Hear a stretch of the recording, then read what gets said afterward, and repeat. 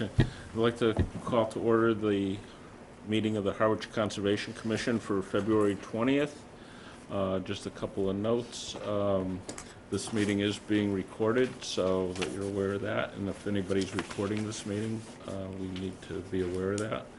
And if you haven't signed in, there is a sign-up sheet. And lastly, if you're called on during the meeting, if you'd please approach the desk and speak from the microphone. First meeting, we have a discussion and signing of a document for the Cornelius Pond Conservation Restriction. Mm-hmm. So, Mike Locke from the Trust is here if you have any questions for him. But, so the town voted to support the acquisition of the Cornelius Pond Woodlands, which is the Alaska property on Queen Anne Road, and the trust paid for the majority of it. The town did put in $200,000 towards the conservation restriction. So we had numerous discussions to support the acquisition of the parcel, and then the commission would be the ones to hold the conservation restriction. We chatted. The commission has been supportive of upholding the restriction. Really, this is just a vote to formally accept the conservation restriction on the property. If you have any questions, myself or Mike can answer. Nope. No, I mean, I think we all remember the previous discussion and supportive of it. Yeah. Okay. So, are we? Please, motion second and vote for that. Yeah, I'll make a motion to. We're gonna vote to approve it then. Vote to hold the conservation Okay, restriction vote to on hold it. Cornelius Pond Woodlands. All right, I'll make a motion for the Conservation Commission to hold a conservation restriction on the Cornelius Pond property. Second. All those in favor? Aye. Opposed? All right, please sign where it says Conservation Commission, and John, if you hold on to everything, that'd be great. Okay. Next. Okay. Thank you. Thanks, Mike. Next, we have a request for a change in plan. Jean Paul and Dareth Marjolais, 484 Pleasant Lake Ave.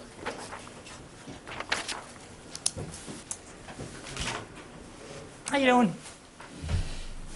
How are you? Good, thanks. So if you recall, they approached us the Marjolays approached us last meeting because they received a letter from the Conservation Department that they, as contrary to their orders and conditions for their new dock, they were storing it closer to the water on the beach, in the beach area, and not up by their by their home. Yes, right. And they came to ask the commission if the commission would consider letting them keep it down closer to the water because the difficulty moving it. Right. So, jump in at any time if I. Did anybody make it? This, Oh, oh, good. We were Fantastic. Most of us did. We Oh, walked the good. driveway from somebody leaving today. Oh, okay. Fantastic. I guess, did you have any questions or thoughts or questions? I don't. So what it kind of comes down to, we took a look at the site, and where you have them stored right now is kind of in the middle of some tupelo trees, and that actually might be a bordering vegetated wetland in and of itself. Okay. Or it's close, if not. So, and it really kind of, for me and all of the other commissioners speak, it comes down to consistency in applying our 50-foot no disturb zone. We have people who are on the Herring River and we don't let them keep it on the marsh or within the buffer zone. We make them keep it farther up. Right. And while it might be a little bit more work, either getting it to a landing or somehow getting a couple of additional people to help you, because of consistency and because it is a sensitive area, in particular where you're keeping them now, I can't recommend keeping them down by the water. Well, how about up closer towards the, It's within the 50-foot no disturb zone. So not even where they put the But- spoils for the herring run? I mean, this is stuff that's already, It was people, natural, I mean. people material. walk it. I guess what I don't understand is that it's not disturbing anything. Where the beach part is, it doesn't make any indentations, nothing gets washed away, it's not killing anything. It's not, so I don't, It is in the middle of a grove of tupelos, and that right. area would have naturalized vegetation potentially if where they are. it's not there. It's not like it's in a sandy, the majority of your beach area is sandy. It's up to the commission. This Right, is my well, and that's what recommendation. I guess that's what I'm suggesting. That's why I wanted everybody to go down there, is to, I'm more than happy to move the docks to where either in front of that shed area, or as the path comes down, the herring run was on the left, there's actually a big sandy spot. Outside of the grove area that I Right. think you're And, referring to. Yeah, I don't see the problem with storing them there. Especially since when the town comes down and cleans out the herring run, that's where they put the stuff. So it's not like they're paying any attention to disturbing anything. If things were growing there, they'd be covering it up. So I just don't understand how it's gonna harm anything, so. Any comments, Paula? The way I'm looking at it is the consistency of what we are requiring other homeowners and other dock owners to comply with. It's just, if we make one exception, then this place is gonna be full of people asking for an exception. So as far as our conservation regulations go, it says that we shouldn't have anything in the 50-foot buffer. I have to go along with that. And I respect that, but I think I was even here the last time, and you guys made adjustments to within a 50-foot buffer zone. So you guys have that's part of your thing, is to make the call whether it's going to disturb something or not. So I just don't see, these beaches get used all summer long. People come down to them. People come down and dig. Kids come down and play, and then all of a sudden now we don't want them stored there. If my house was right at the water, if I didn't have to cross 124, there'd be no problem. Your house wouldn't be there Yeah, under the regulations. Well, but you know what I'm saying. If across the pond, the houses they have their property go right up, I could actually pick it up and drag and bring it up to the house. But I mean, I don't know if anybody's going on me crossing 124 with 12x4 docks. But if that's fine, how about the? I have a rack down there. Can I store them on that? It's not up to me, we have other commissioners. No, but I'm just saying, the rack's there, it was, The canoe racks, well, yeah, kayak rack, canoe rack, whatever. Which they are on the plan that was approved when the commission I did see Um, those. approved the dock. Where would the kayaks go? I take the kayak out, it's kayaks, I Those like. those are easier to Sorry, move. I had to ask. Again, it's not, That's if up I to could you. move them easily, I would, that'd be no problem, but it's the, And just How getting hard it across is, yeah. that busy road, that's all. Would those racks support the weight? I think so, yeah. I mean, whoever built it, I think they're 4x4 posts. So yeah, it's just, You have to go through the rest of it. yeah, I don't, Mark? I'm thinking. You're thinking. You want to come back to you, Yes, please.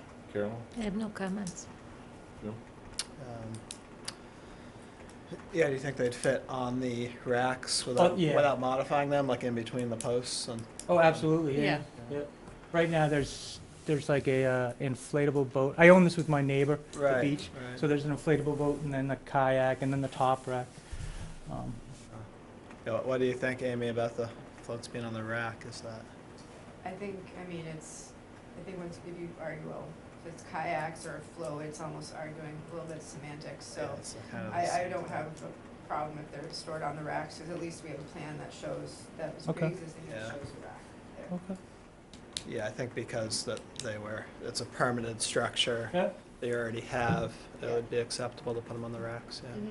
Oh, I'd be fine with that. That would be great. John?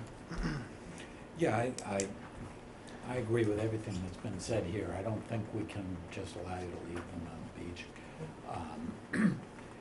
And as long as there's no modifications required to the existing racks, and if you do contemplate any modifications to the existing racks, you have to come back here and talk to us about exactly what you're gonna be doing. Then, if that's the case, if that's what we're agreeing to, and the canoes and everything else are stored off-site, Right. that seems like a reasonable compromise to me.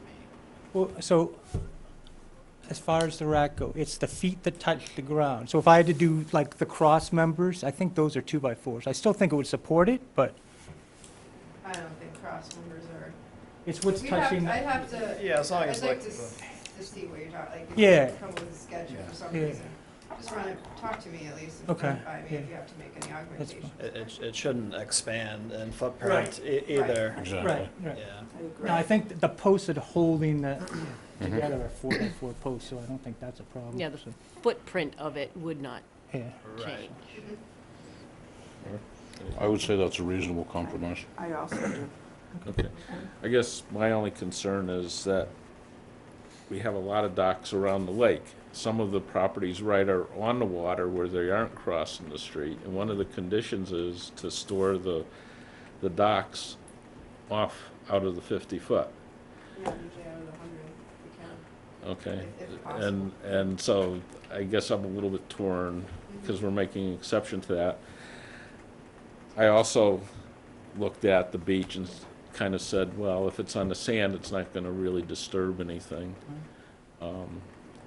This issue about the racks, now, the only thing I'm concerned is the racks are kind of in They the are- trees, Yeah, and is there gonna be room to really store these docks Those on? canoes, I think the canoe is like 14 feet, 15 feet. But so- I don't know, I mean, when you go to put them on there, I don't know if there's gonna be any disturbance with the trees around the rack, so, it shouldn't be, but it's certainly something, when you do it, just Right. give me a call. And Okay, yeah, if that makes you feel more comfortable. I hear what you're saying, is you Yeah. wanna make sure there's more, not, that More there's not disturbance. disturbance of Right. the tree, damage to the trees or Yeah. anything else around the racks, putting these yeah. docks in And I place. think what's happened, see, we've only owned the beach for 4 years, and that rack was there. So I think things have just started growing up around them, so, you know. so you have, I mean, you have it on the plan that you have this kayak rack. Would you like it to be more in an open, your open I have- sandy area? If you guys want to come down and tell me where to put those things, that's fine with me. I mean, I understand the, Ease of yeah, access even yeah. for you, So- I didn't know if you liked it. no, I or just, if it was you're there. sort of Putting it Yeah, in a little bit more of an open area for yourself. Yeah. For With better where the access, sand is if you were and to the move beach. it a little bit. Yeah, maybe Yeah. up between the pond and In the the open and area. the shed, which is a pretty open area right up there. yeah, Yeah. That might be advantageous. I don't necessarily think they have to. If something is grandfathered in, Mm-hmm. don't you have to leave it in the footprint that it's in? I mean, And I'd my- pretty much be moving it sideways across the beach to a more open area. You can, You don't count Can that as a include that. new structure? it's not a change in footprint, it's the same Yeah, but footprint, in just the- in a it's- slightly different place. It's And up to you. my other question is, are we positive this is legally grandfathered in? Well, This It is. appears on a document that is dated what? so it is from 2015, and it is an approved, when we approved the dock, this was a plan that also showed existing structures. So it is a plan that, it is a legal plan. What's on here is approved. What's on there is approved.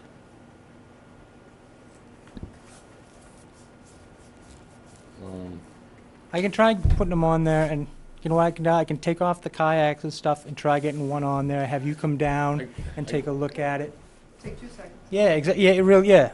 I guess related to Carolyn's question, because, I mean, I look at it as, okay, we're moving it, but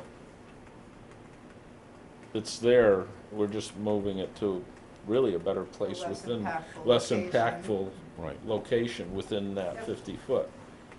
And this is technically as a hearing, because we put it on as a change in plan, so you can authorize that if you see fit. If you don't, then it stays where it is, and you talk to me, we try to put the docs on the. Now, in moving that, say you just determine that, you know, you want to strengthen it because you feel it won't support the dock, would that be reasonable? Strengthen it how? The rack that he's replacing, he's not changing the footprint No, I of would the. say no change in No. foot, if it requires a change in footprint, it's not a Yeah. change in plan. No, the cross members or whatever, Right. like putting a 4x4s instead of 2x4s or something like I that. don't think that's. And it Bracing wouldn't is actually- not gonna change Right, the that's what I'm footprint. saying, Right, that's yeah, what I'm saying. That's we're gonna not be a changing necessity for the building. structure Right, that's what to I'm- continue successfully. point. Right. Mhm. I think that would, I mean, I'll use common sense. in this Okay. thing. Now, just a point, because first time, do we do the vote, or I want to, Yes, yep, before I ask for any comments, Um, anybody else in the audience for any comments? No? Okay, can I have a motion? Sure, I'll make a motion to approve a request for a change in plan at 484 Pleasant Lake Avenue. And this is to allow the floats to be stored on the existing permitted kayak rack, but not in any other area. And to move the kayak rack as well? To move the kayak if deemed necessary under the supervision of the conservation agent. That sounds good. Second. Yeah. All those in favor? Aye. Aye. Opposed? Fantastic. Thank you. Thank you.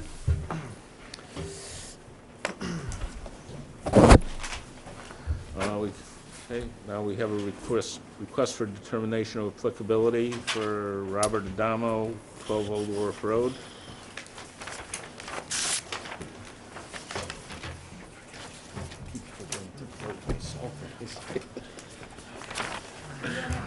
Unless you want to vote against.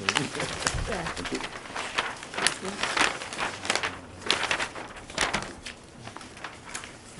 Good evening, David Little from Ryder and Wilcox and Bob Adamo.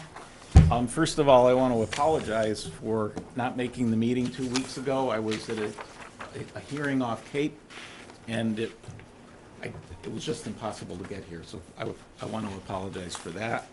And then, secondly, I want to apologize that we started to take some trees down on the lot. That was a misunderstanding, and so what I have provided you is a revised plan showing a limited work around the small area of flood zone on the property. And I just handed out a series of one's is a copy of a photograph from the state website Oliver. Another one is a scaled version of your assessor's maps that shows the approximate distance from this property to any nearby wetland.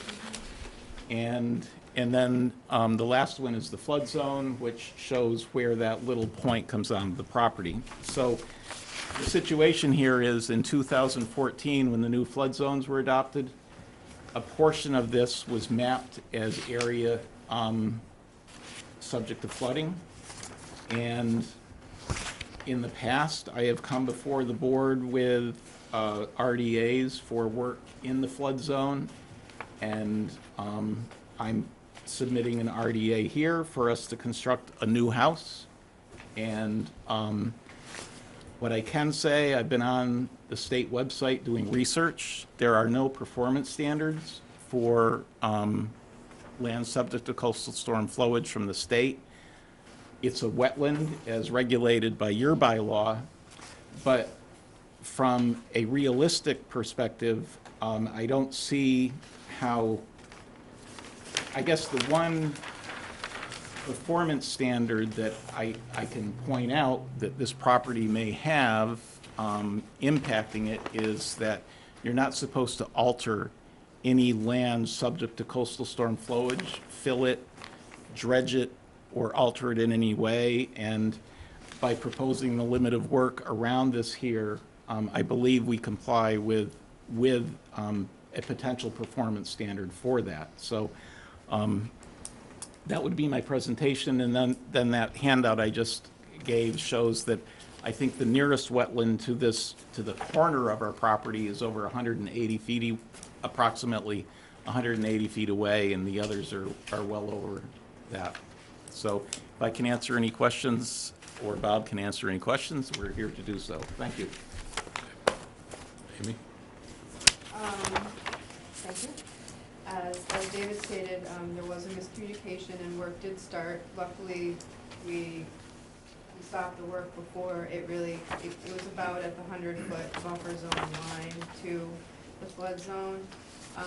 Harwich is unique in that we have, well, it's not unique that we regulate floodplain, but it's unique in that we have a 100-foot buffer zone to it, or that we don't discriminate or determine the difference between, say, a bordering vegetated wetland and flood zone. So according to our bylaw and regulations, a floodplain has a 100-foot buffer zone. It doesn't say whether to treat it any differently, but then again, it doesn't have any additional performance standards, as David said. So it defaults to the state performance standards. And as he said, it's really, you shall not alter the floodplain unless approved by the Conservation Commission. They're not proposing to do that. And you're not supposed to do anything in the floodplain that's going to cause an adverse effect to abutting properties in the event of a flood. But again, the house itself and the activity is not actually in a flood zone. And it's not mapped habitat for natural heritage, so they didn't have to file with that. It's not in a zone 2. It's not in any environmentally sensitive area other than it's a little bit low in topography. Mm-hmm. So, I mean, long story short, I recommend approval for the construction of the house. Then it just kind of comes down to the limit of work and what we would regulate from that. Because in a typical situation, we would have a 50-foot no disturb zone from a wetland. This isn't a typical wetland. So, and I've looked at previous files, and I don't know if it would be kind of unfair where we've allowed alteration in a flood zone and vegetative alteration to give them a 50-foot no disturb from the flood when they are proposing not to do anything in the flood. So I will, my site summary was, it'd be nice to see a little bit additional than what we have here, but have we required that in other places? I can't really say that we have. A lot of times I don't think, people apply to be in flood zone, and a lot of times people don't recognize when they might be in the buffer zone to a flood zone. I'll leave it at that. Okay, Paul? No, I don't. The one question I do have is the fill that you're gonna be putting in, the 1 to 2 foot, is that to level? Yes, that's essentially to level off the property. I have nothing else. I would support the project as the plan. Thank you, Carol. Don't have any questions. Are you planning on doing landscaping work in the rear of the property, near the limit of work there? What I was, the answer is yes. What I wanted to do, because it's a narrow piece of property, Mhm. and it's very, very, very long, was to show the potential buyer, what can be done with the property. And it would be my hope that, someday someone will put a fence or something around their property, or, but obviously I wanted to, I did want to grade it and put some loam and, seed it, just so that they could see what they're buying. Mhm. This would be a spec home. This is not a house, I'm a builder. That's really what it would be, just to give somebody a usable backyard as much as they can. So would the plan to be to leave the triangle as a Leave- natural leave that- area. Leave that natural and not impact, not change the grade in any way to Right. alter land subject to coastal storm flowage. Although, what I have done in other locations with areas like this, without changing the topography, I have gone in and cleaned it up, Yeah. you know, Yeah, because there's that's- junk, because there's, over the years, there's been stuff in there that's garbage. But I mean, I wouldn't change the elevation. Right. That's something for land within coastal flowage that, oftentimes, Yeah.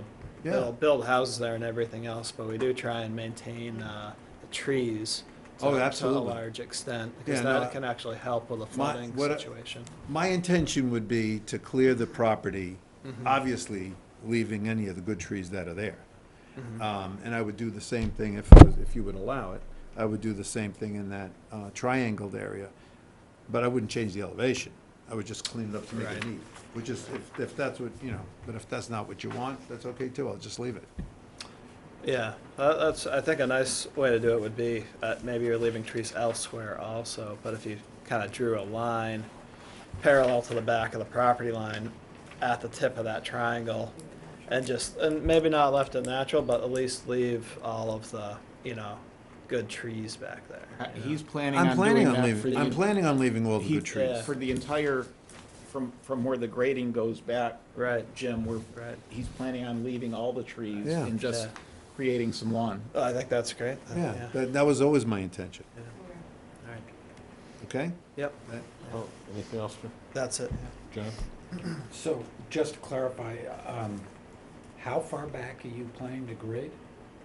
I You mean, see the 14-foot contour Oh, right yeah, behind the uh-huh. deck? Oh, just out to the 14-foot contour? That will allow us to level the area off around the house. Just there? Yes. I see. And the rest you're just gonna clean up? And the rest of the area is gonna be cleaned up. Yeah, we just clean it up. Yep.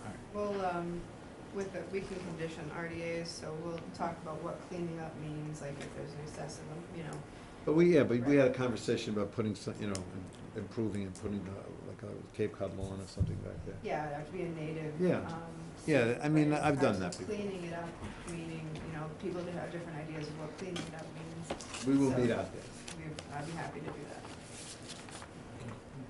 Anything else, John? No. I guess my only question is, and it's not on the project itself, but my concern is, you're mentioning this is a spec home. The future owners won't know what they're getting into in Oh, yes, terms, they will. from a wetlands perspective.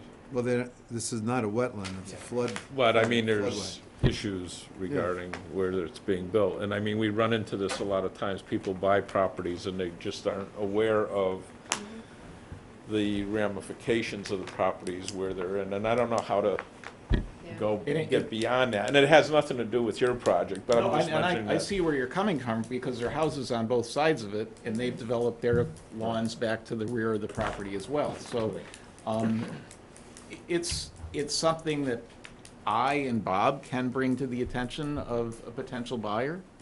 It's gonna be on the survey.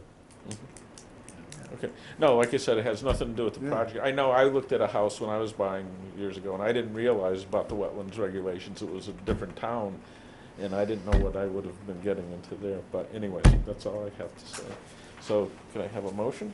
And now you're running a commission. No, I'm not running it. I'm just filling in today. You're pretty much running it. I would put a motion on the table to accept the project as planned for 12 Old Wharf Road, and move forward. Okay, do I have a second? John? All That'd those be sorry, that would be a -3 determination. with a -3 so we- determination, right? If- With conditions. Yes, with conditions. All those in favor? Aye. Aye. All those opposed? It means that That's a good Motion thing. they're passes. saying it's not subject to the Wetlands Protection Oh, Act. gotcha. We're saying it, you're Yeah. right, we're saying it's, in the So it's a buffer good- zone, yeah. but it's not gonna have an adverse impact. So Thank we're you. gonna need a couple days to get this out, probably the latest Monday, Okay. just to let you know. And, well, I'll talk with you about Yeah, we can do that, we can flag what should probably say. Yeah. All right? Thank you. All right, thanks. Put this in. Okay. Next, we have a request for determination of applicability for Jason Tribush, 64 Depot Road, and I understand we're gonna request this to be indefinitely continued. Yes, because they, so they Right. can't, they haven't given us, as of 4 o'clock today, we didn't get an email asking for a definite continuance date. They've evidently done the survey, they just haven't compiled the information. It's been 4 to 5 months now since they've been here. So I think at this point in time, we indefinitely continue them, I'll have to re-notify their butters. So, do I have a Yeah, motion? I'll make a motion to indefinitely continue the RDA for 64 Depot Road. Do I have a second? Second? All those in favor? Aye. Aye. Opposed? No. Motion passes. So we'll be continuing indefinitely, that's right. Continue indefinitely, yeah. And I think we're on a good schedule right now. We can proceed as the agenda goes. Okay, so we have a notice of intent for Charles Blackmore and Martha Smith Blackmore, 78 Bells Neck Road.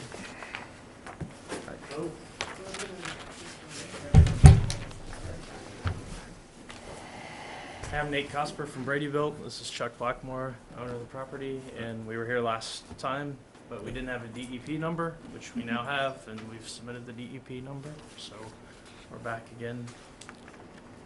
Yep, and I did draft conditions for the project. I did share them with them ahead of the meeting, so, I mean, I don't have any further questions. I don't know if you do of them. But you could essentially vote on the project and we could do the orders later this evening, or we could just do them simultaneously now. I don't think the commission really had any, aside from the revised conditions that I sent you. I don't have any other comments. Paula, do you have any No, I have questions? nothing. Mark? No comments? Carolyn? No. John? And, okay. Do I have a motion? I'll make a motion to approve the demolition and rebuild at 78 Bells Neck Road with the request that you replace the red maple tree. Yes, ma'am. Do I have a second? Second. All those in favor? Aye. Aye. Opposed? Who No? seconded it? I'm sorry. I'm not sure. Paula I guess You I did? Okay. Did you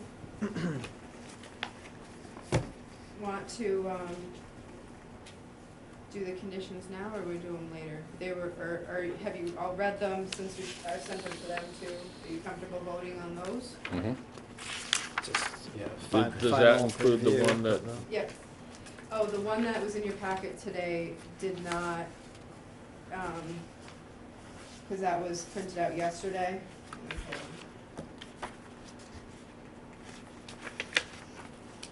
No, I'm sorry, that's reflected. Number 10. So, Amy, did you have a new one after the last we saw?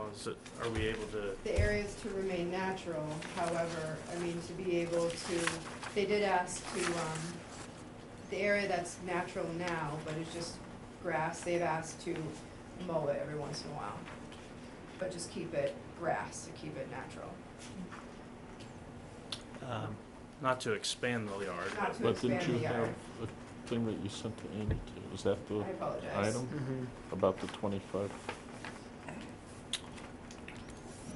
Yeah, we had talked about leaving it natural from what was delineated as a 25-foot buffer to the wetland. It was my understanding from the meeting No. that we allowed them to keep, There was an email that you Existing yard went out area. today about the 25 foot that Jim, So what we'd like to do is not do any additional Yeah. landscape, yeah, but what is That's there what I today and currently Yeah. being maintained, just to maintain it the same way it is and not do any planting, just leave it the way it is. Well, some of it's been mowed where it probably shouldn't have been mowed recently. And that was the concern driving that condition there.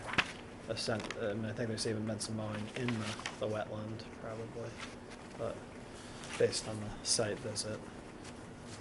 Are you considering seeding where the area will not have been disturbed? But I thought, Or seeding only in the area that was disturbed due to the construction? That's the plan, only what's disturbed. Only what's disturbed? There will be no lawn, just exactly how it is today, and repairing what we damaged in the building. Because when you mentioned occasional mowing, someone might think an occasional mowing is once every 2 weeks instead of once a week, as opposed to, I think we're thinking of once every 2 months, maybe. That's about what I do at my house. There you go. See, it works. I only think I cut it misunderstood when we were twice talking about natural. the entire last year. I thought it meant, okay, to keep it how they kind of have it now, and I apologize if I mistook that. Well, I think Well, we're trying to the- clarify that that's the way we'd like it. Yeah, the limit of work is actually outside of the 25-foot delineation. So there wouldn't be any work happening in that area. However, it's a really unique situation where the house is essentially in the wetland for all intents and purposes, and it's been mowed kind of where it shouldn't have been mowed, and the idea was to come up with a firm number of where it could be mowed to. So the 25-foot area just gets really tight to the house. Yeah, it's a little tight, but 6 feet. Mhm. So if that is becoming overgrown, that's right at the house. Animals are gonna be, just having a little bit of separation there, Yeah. but not in the wetlands for sure. What if you Right. say, I mean, we were talking about not weekly, but if it could be done every couple of weeks, just to keep it lower growth, as opposed to emergent shrubs that are gonna come up well, close to the house. the idea, maybe the exact placement is debatable, but was to have a firm Yeah. place where it was to, because right now it's I being, understand. I believe it's being mowed in the wetland in several sections. I'm trying to remember back, but without a firm number, there's it's just kind of left open. That's what I was trying to come up with a number. Yeah, maybe I 15 understand. feet. I mean, that gives you at least a 15-foot buffer around the house, so. Yeah. The wetlands weren't marked until recently, so it was hard to exactly Right. know. That's based on just visually, yes, this is wetland and it's been mowed, Right. But I think It's like this much in elevation sometimes. Right. the 15-foot would be acceptable to me, Okay. yeah. I just want, Fine. I'm sorry if there was a misunderstanding when it was natural, and then we also talked about, keeping it how it was. I apologize if I Mhm. misunderstood. As long as you're okay with the 15. 15 feet sounds good. And you'd still be, you could still do invasive management, which I guess. Right, if you wanted to yeah. pursue that in the future, I'd happy to work with you I on it. would love that, actually. Yeah. Yeah. So maybe when we do the start work meeting, that's the time to chat about that. Thank you. Okay, so, Amy, so we're gonna vote on the order of conditions right now to approve these? I'm gonna change it to a 15-foot natural buffer around the wetland edge, and what I'll do is I will mark that on the plan, I'll scale it out for you, or you can do it too. We're confident with scales, so, we can mark that off, and that way we'll know something definitively where you. Very good. Okay, so I will change that. How many papers?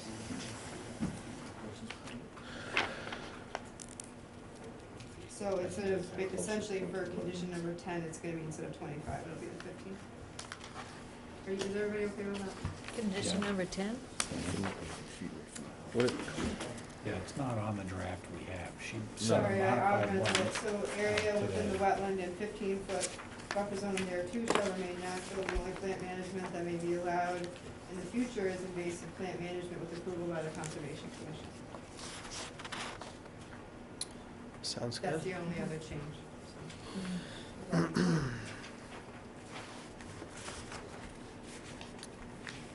Do we need a motion? So we are voting on, Yep, if people need a This second, revised. but you might as well, they're here, so Right. might as well. okay, do I have a motion? I'll make a approve the- motion, I'll make a motion to approve the order of conditions for 78 Bells Neck Road with the change that we just discussed, 10 feet to 15 feet? Is that? Okay, do I have a second? Second. All those in favor? Aye. Aye, opposed, no, motion's passed. Thank you.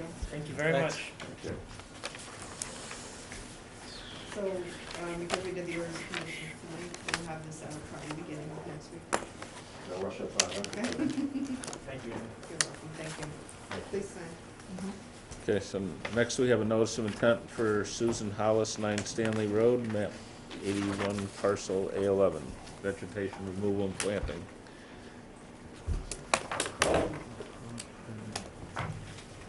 Peter Hollis, Susan Hollis, 9 Stanley Road.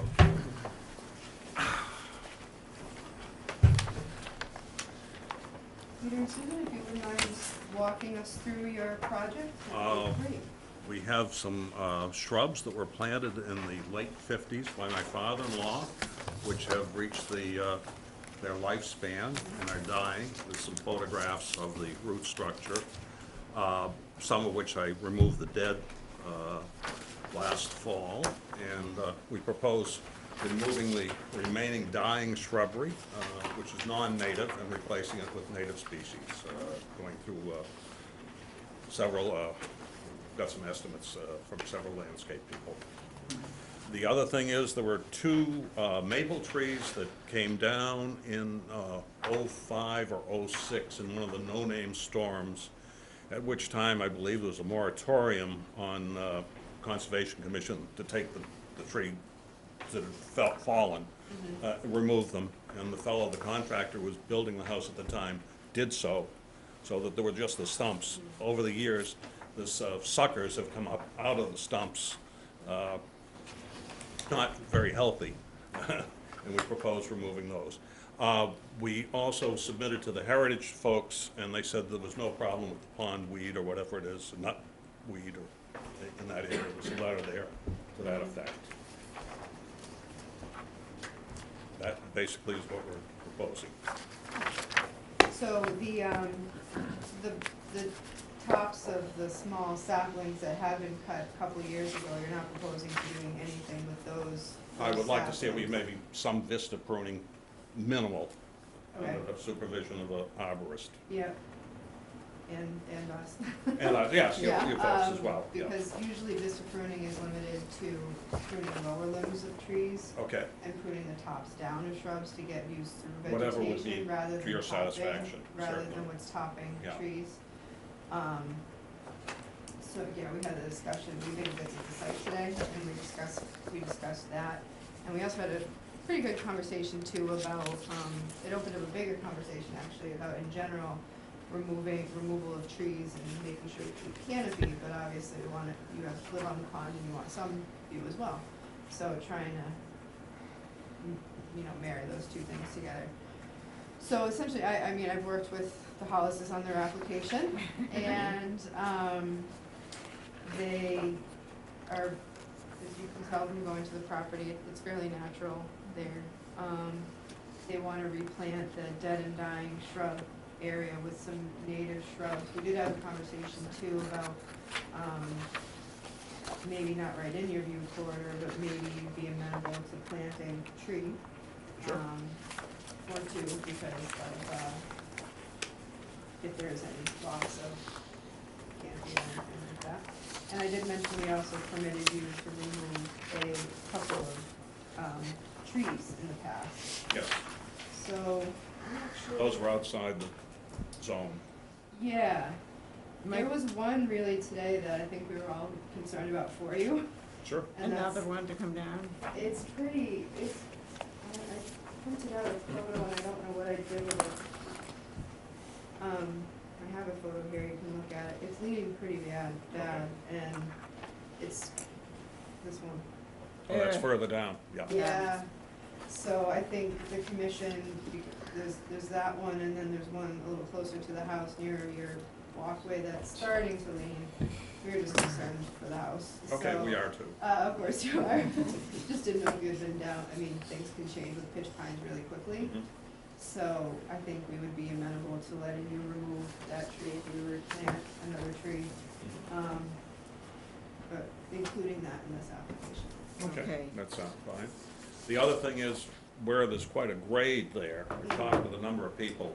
One of the suggestions was to leave the root structure of Yes. the dying shrubs in place so that there's no erosion. That's a good And idea. plant around those with the native species, because it is pretty steep.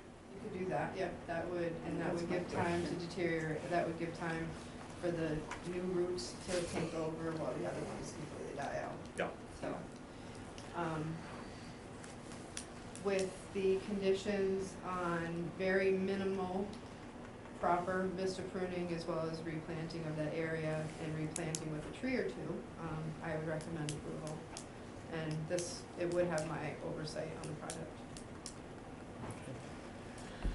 Paul, any comments? You answered one of my questions about leaving the roots. I was wondering if you were gonna do that. The second question that I had, on the two stumps, that you, are you gonna grind them? Is No, that- no, you're those just gonna- have been there for 10, 12, 14 years, God knows how long. Did you say you wanted to remove them? No, I'm saying what's Oh, come I'm out of the sorry. top of those Oh, you are wanna cut the suckers. suck- I mean, there's about 7 or 8, if you've looked at the site. Yeah. They're all splayed out, and they're not particularly healthy. I'm sorry. No, I couldn't go down there. Okay, no, I we- didn't. I saw it from the top, but I didn't see those, so I was, yeah, they're fairly substantial, so I 10, 12 understand what inches. you mean now. Good, thank you. And we're gonna be using Mike Roman, and, Oh, yeah. and he is really Oh, yeah. knowledgeable about, and he's worked with you before, so, Yeah, he doesn't represent at meetings, but no, but, I've worked with him a yeah, bunch. I knew somebody. I have no questions. Carolyn? I'm a little confused. You referred to those old stumps, but you're not taking them out. No, no. Okay. They, as I say, they've been there since there was this horrible windstorm that came through. We lost, what? We lost 8 or 9 trees on the property itself, and then they were all over the place.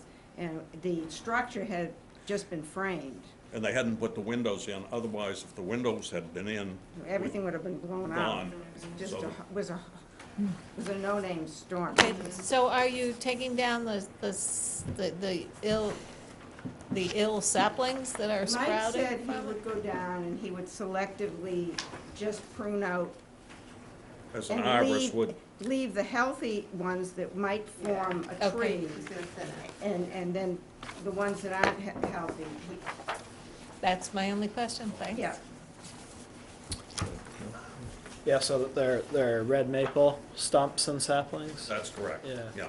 So, yeah, I'd be supportive of thinning them, but he should probably leave at least one. Oh, yeah, Oh, no, he no. plans to, We, yeah. there were Yeah. 2 main trees there for years and years. Right. And they went down, Yeah, yeah. rather than having the dead trees on top of these shrubs. They took away the wood. That's one of the nice things about red maples, they just regenerate Oh, when you boy, cut do them they. down, so.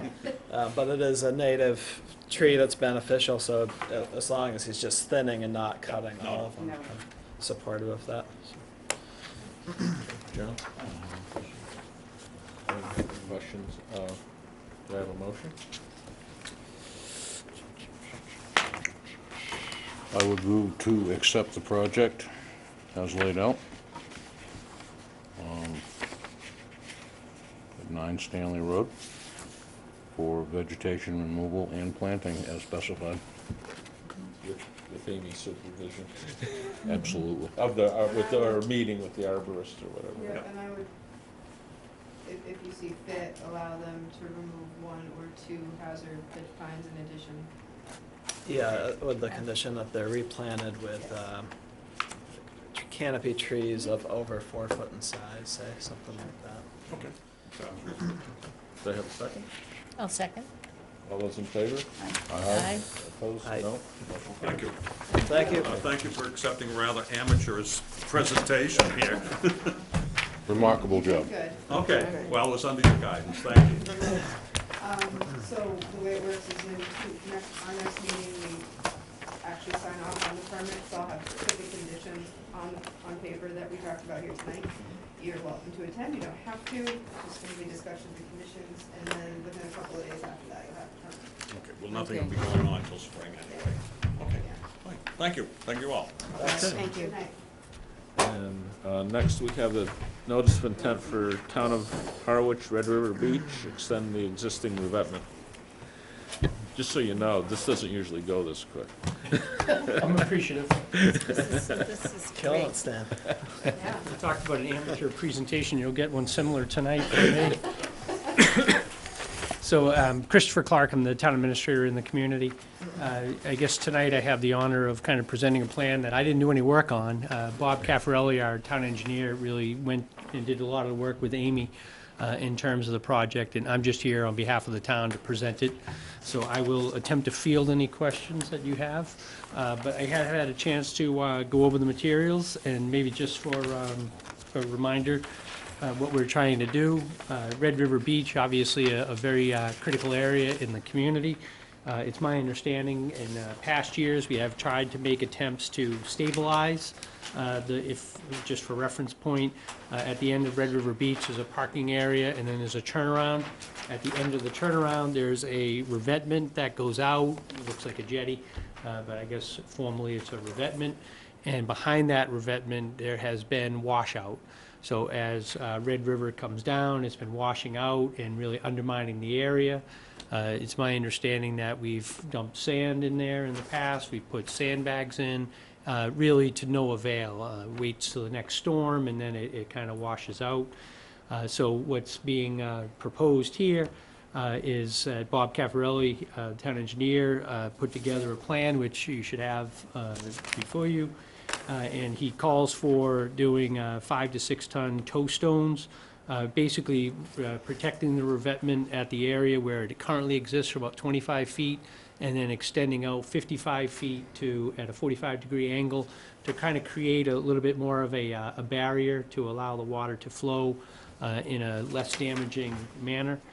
So the construction that he has is to put some filter fabric on the existing grade, put some large tow stones in, and then armor stones. I think that's kind of an interesting term. I was part of Red River, part of Muddy Creek, and we did the same thing, and they do work. So it was interesting seeing that on that project.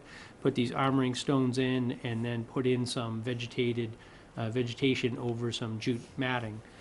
So really the idea behind this is just to stabilize the area and prevent the erosion. I do think that the erosion, just being down there and being the administrator for a little bit, you know, you're getting a lot of that sand goes and kind of blocks the end and has created really some adverse conditions where we used to have moorings that we no longer have, and just the area itself, I don't think will get choked off, but it certainly has been changed quite a bit, obvious through observation. So this is a plan to remedy that situation. Amy, I want to just congratulate. She was, along with Bob Caffarelli, put together a plan for CPC. I learned a long time ago in this business, you can have great ideas, but if you don't get money to fix it, it's not going to go too far.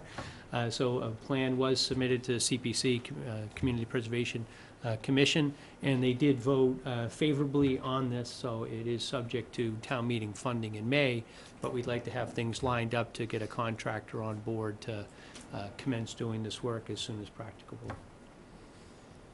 And that's probably a overview.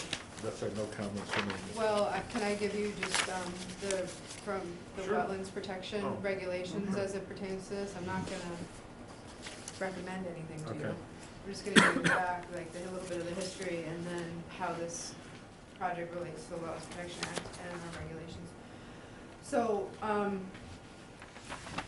when I started here, it's like 7, 8 years ago now, this had eroded back to within a couple feet of the edge of the pavement. And what the town, according to the Wetlands Protection Act, what you have to try to do is try soft solutions first.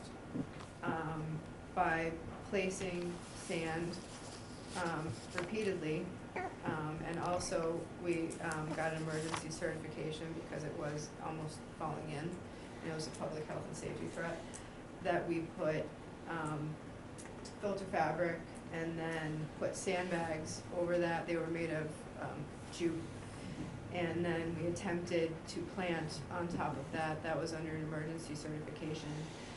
That only held for about a year. You see the filter fabric still there.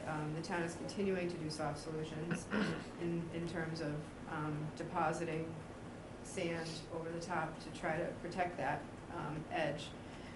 It's also partially the reason of the erosion is you do see that at the end of rock revetments, but if it's done incorrectly, then you should see less. This one is however old the jetty is, and the end is already starting to slump, which so is causing additional erosion on the backside there. So I guess essentially to look at a hard structure, which this is an enhancement or elongation of an existing hard structure, you have to prove that you've tried all the other things first. In an ideal world, this would be natural, we wouldn't have to do this, but it's already been augmented, which has put us in this position. You have to prove you've tried other things, and according to the Wetlands Protection Act, to be completely honest and upfront with you, you're only supposed to use a hard solution when it's protecting a pre-1978 dwelling. The commission saw this back in 2012, they understood that regulation. They did approve an elongation of the revetment back then.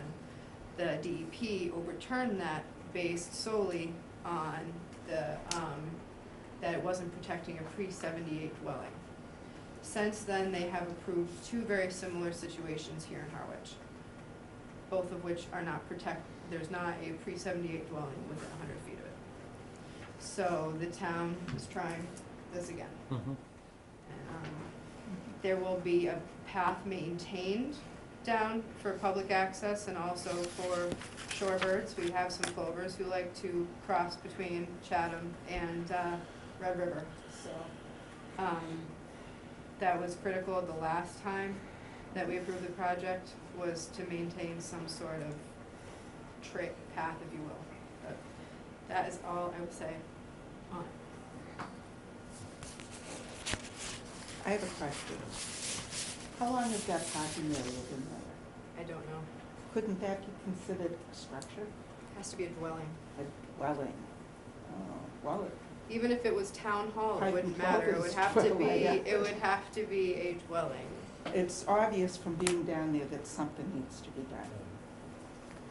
So, whatever the commission decides, something definitely has to be done. I don't know what the state is gonna approve, but we've gotta try something. It's to you. Mark? I have no remarks, other than I think it would be a capital idea to move forward with the project. Carolyn? I have no remarks other than if Amy was working on this, I have full faith that it's absolutely the best that could come up. Trying to make the best of a not great situation. Just, oh, sorry, one quick Go thing. ahead. This will have to get a Chapter 91 license because the toe stones will go below mean high water. So we will do that.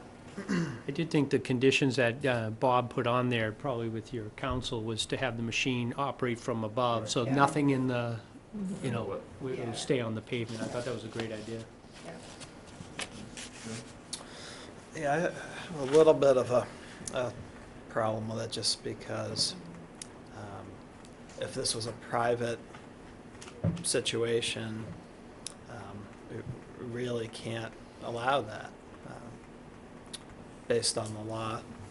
That the law is actually that you can't Right. allow a hard structure unless it's protecting a pre-78 dwelling, and that's to, protect the ability of natural processes to occur, which has kind of been well proven that that's the best way in the long run. So we would basically just be making an exception based on it being for the town, which I'm not sure if the law really allows that per se. Can I did, ask a question? Us and the state did at the entrance to Saquotucket Harbor. Yeah. And that wasn't town property, it was for a private And that was just 3 years ago. Yeah, No, I'm just letting you know it did happen. Now, what That's- was that, a water dependent structure or It's the same thing as this, but bigger. just a revetment? Elongation a of the revetment? backside of the Yeah, landward side of a jetty. I okay. can't remember the association's name, it's up on Harbor Road, it's between Winchmere and Saquotucket. Winchmere Pines? Winchmere Pines Association, yeah, the closest house is over 100 feet away. That's kind of what brought this back, is the Mhm. town said, well, how come we didn't get approved, so. I mean, I shouldn't say too much, because again, I'm Right, trying right. to, I can't really say yes or no to this, recommend it, so. But I, Yeah. Well, yeah, it's kind of a tough one. I think, ultimately I'd be more in favor of the, a pullback and fostering dune formation and simple naturalization. But that's probably not a popular opinion.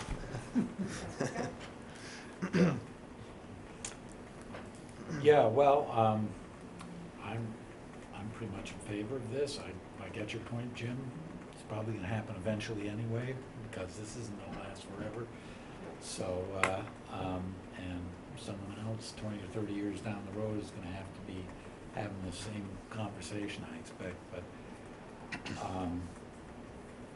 I think it's important to preserve the resource that we have down there at Red River Beach. So I'm in favor of this. I think particularly, I think that Red River Beach is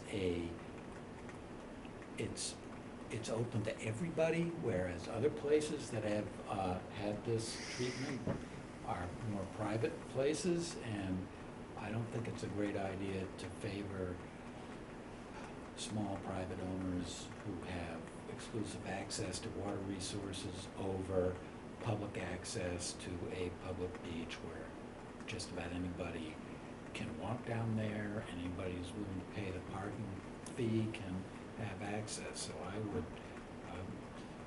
for that reason, if for no other, I would be in favor of this. Can I say something in defense of Red River Beach too? I think that is a somewhat unique situation, because that is such a large parking lot, and it's flat, and it's right by the water, that people with handicaps can use that beach, that parking lot. Pleasant Beach is so small, and Bank Street, you can't get near it, and then the others don't have parking. So I think this is a unique beach for handicapped accessibility. I do think, just as the administrator, I get into a lot of different things, and we had some case law that had to come up in several issues on private property that people come forward. And it was kind of interesting reading through some of the case law that when you have a man-made structure that artificially creates more of a detriment, the law treats that differently than just natural erosion. So I think in some ways, in some of those cases, we're out in Martha's Vineyard within the last 2 or 3 years in terms of just erosion and how that impacts property, that I think now is probably not a bad time to try it, because really it's the original revetment that's created some of this, and all we're trying to do is minimize that impact on the environment and not let it continue to degrade.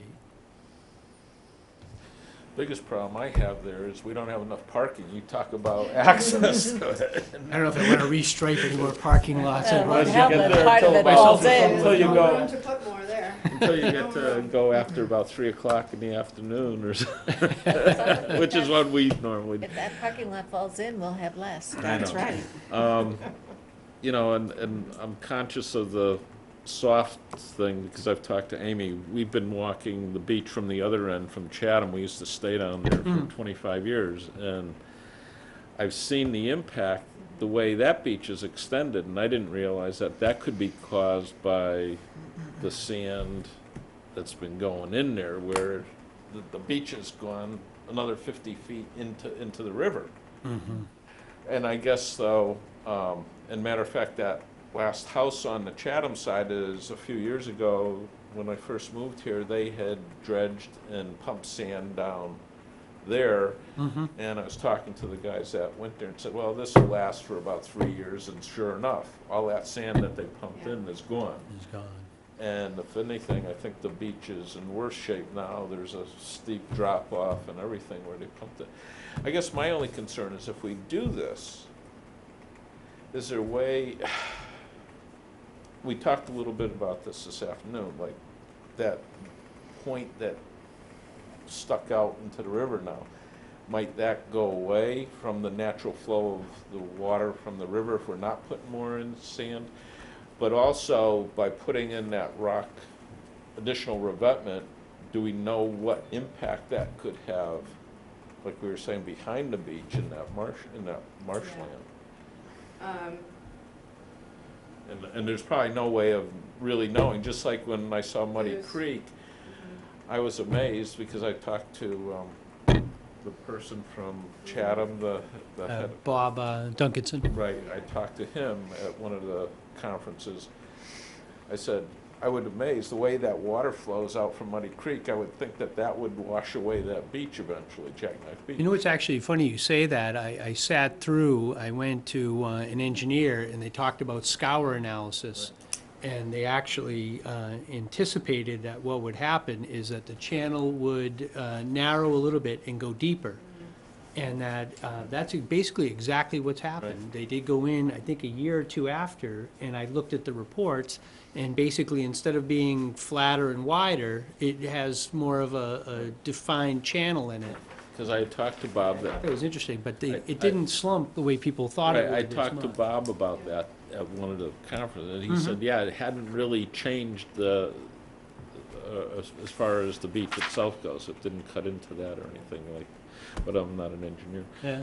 I don't think there will be any drastic changes right away. Hopefully over time, things will start flushing better. Because you're not gonna have this artificial, like, banks are supposed to erode, that's what they're supposed to do. But the town has been adding sand at a much higher rate than natural erosion would be, and that's what's caused the silting in. So if we leave it alone for a little while, I would recommend still keeping the very end of that, of the rock area covered to help prevent against further scouring, but that's only a small amount compared to what we've been putting there.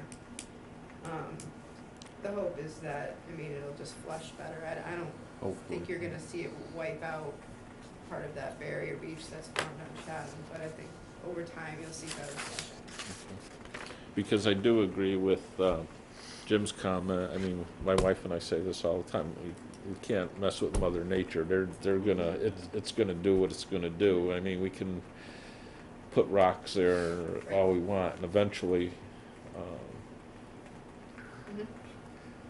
things will go back. But were you gonna say something, Jim? No. John? Well, I had one question for Amy, which is, you're referring to another big revetment that went in elsewhere in Harwich. And that came before the Conservation Commission, I assume, right? And the Conservation Commission approved that as well, so. Yes. Well, we approved another one on Herring River too. That was on a pre-78. Yeah, That's right, yeah, that's right, yeah, you're right. That house was There was a pretty house that close. was falling This in. one I'm talking about is Yeah, right. the Winchmere Pines Association, where it was basically a path that was gonna be compromised, and, but it was a worse situation than this, but it was approved, by the state and the town. And it's that, in that case, it was highly, highly unstable and was pulling down a lot of the, but anyway, it was approved. It was pretty contentious, but it did get approved here, and then at the state, they didn't hesitate, which was, I found interesting after, especially being in a town, before this, that had a lot of rock, and was seeing a lot of rock go in up in Eastham with the high banks, and seeing how things were scrutinized. Do you think there's a change of thinking at the state I don't level? know. I think the whole coastal resiliency thing has really been played up quite a bit. Just to let you know, in the case of that 100-year storm event, this is all gone anyways. Right. So, because it's below flood level, but anyway. Any other comments? Do you have a motion? Can I make a motion? I'd make a motion to approve the order of conditions for. No, Yeah. notice of intent. Notice of intent. Notice of intent for the Wrong place. Red River For the Beach. notice of intent, I'm sorry, for, extending the existing revetment at Red River Beach. I second. All those in favor? Aye. Opposed? One. All right, so first we will have these conditions in the next couple of weeks, and we'll take a look at any ready to go. And then we can file with chapter 91. Thank you again. Okay. Thank you. And you're gonna make it. You're gonna make it. Mr. Chair, can we take things a little bit out of order Sure. to accommodate Mr. Wilcox? Yeah. No. So he's here for 2 certificates of compliance. Do the easy one first if you want. If you don't mind, we can jump to Michael Weinberg, certificate of compliance, 18 Soundview.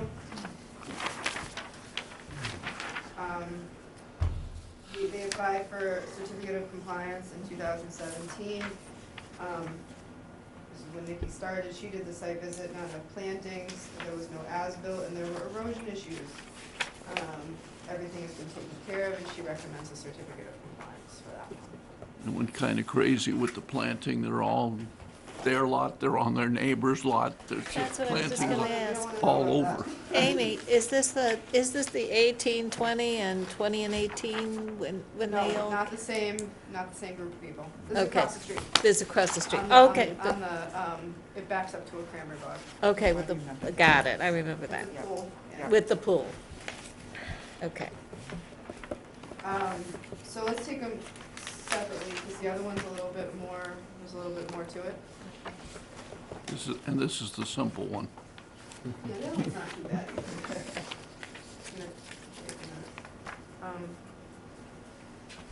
If you want to vote on Soundview, we can. It's had two full growing seasons. Last year, they did some replanting of some that hadn't quite made it. We waited until after this growing season before we got the stuff located. And it looks fine.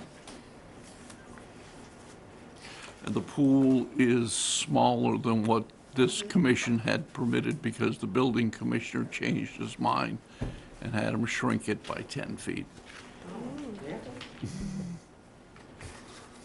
But then again, I think we went through 3 building commissioners during the construction of the pool. So this would have the ongoing condition of no permanent irrigation and no fertilization.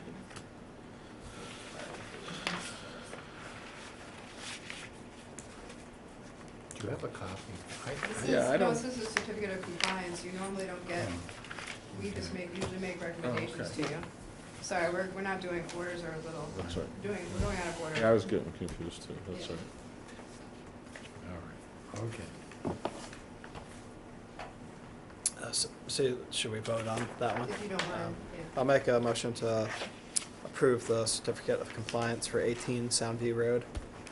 No, I'll have a second. Okay, all those in favor? Aye. Aye. All right, we'll pass that Opposed? around. And then your other one is Brendan Glynn at 20 Brooks Road, which was a new home. It was floodplain, no other wetland resource areas. There was an existing house there, and what they did is they lifted the house. Oh, right, lifted it. They lifted the existing house up, put a foundation on it with the house being raised up out of the floodplain. Right, so that was an improvement. So the as-built that was submitted was the as-built for the construction of the home, but didn't include the driveway, decks, or patio. it is floodplain, it's not out of the resource area, but it does appear the driveway was reconfigured, which was not shown on the configurations that's there, doesn't reflect on the current plan, or on the approved plan. But it is pervious, which is an improvement, that's what Amy says. And then there is an impervious patio out in the back there, which is not on the approved plan. I think being where it is and that there was no major vegetation that came down, I remember the lot, it's pretty open slate over there. We probably would have approved it, but it didn't come in front of you, so. This is, the lot is strictly a lot that is land subject to coastal storm flowage. It's strictly inundation. Whether they put a patio in or a deck or a drywall, there's nothing, there are no performance standards in this particular area. That's the only reason why we didn't bother to send another crew out to locate it when it was done, because it really, there's no performance standards. The lot is extremely well landscaped, and it's because it had an irrigation system in it, and they replaced the irrigation system. It's extremely stable. You're not gonna see silts and what have you coming off of this lot. It's fully vegetated. It's a typical house in that particular neighborhood that is probably overkilled. We By did the require an as-built site plan. By the way, this is also the site that used to be R.J. Nardone when it started. This was the Nardone family household at one time.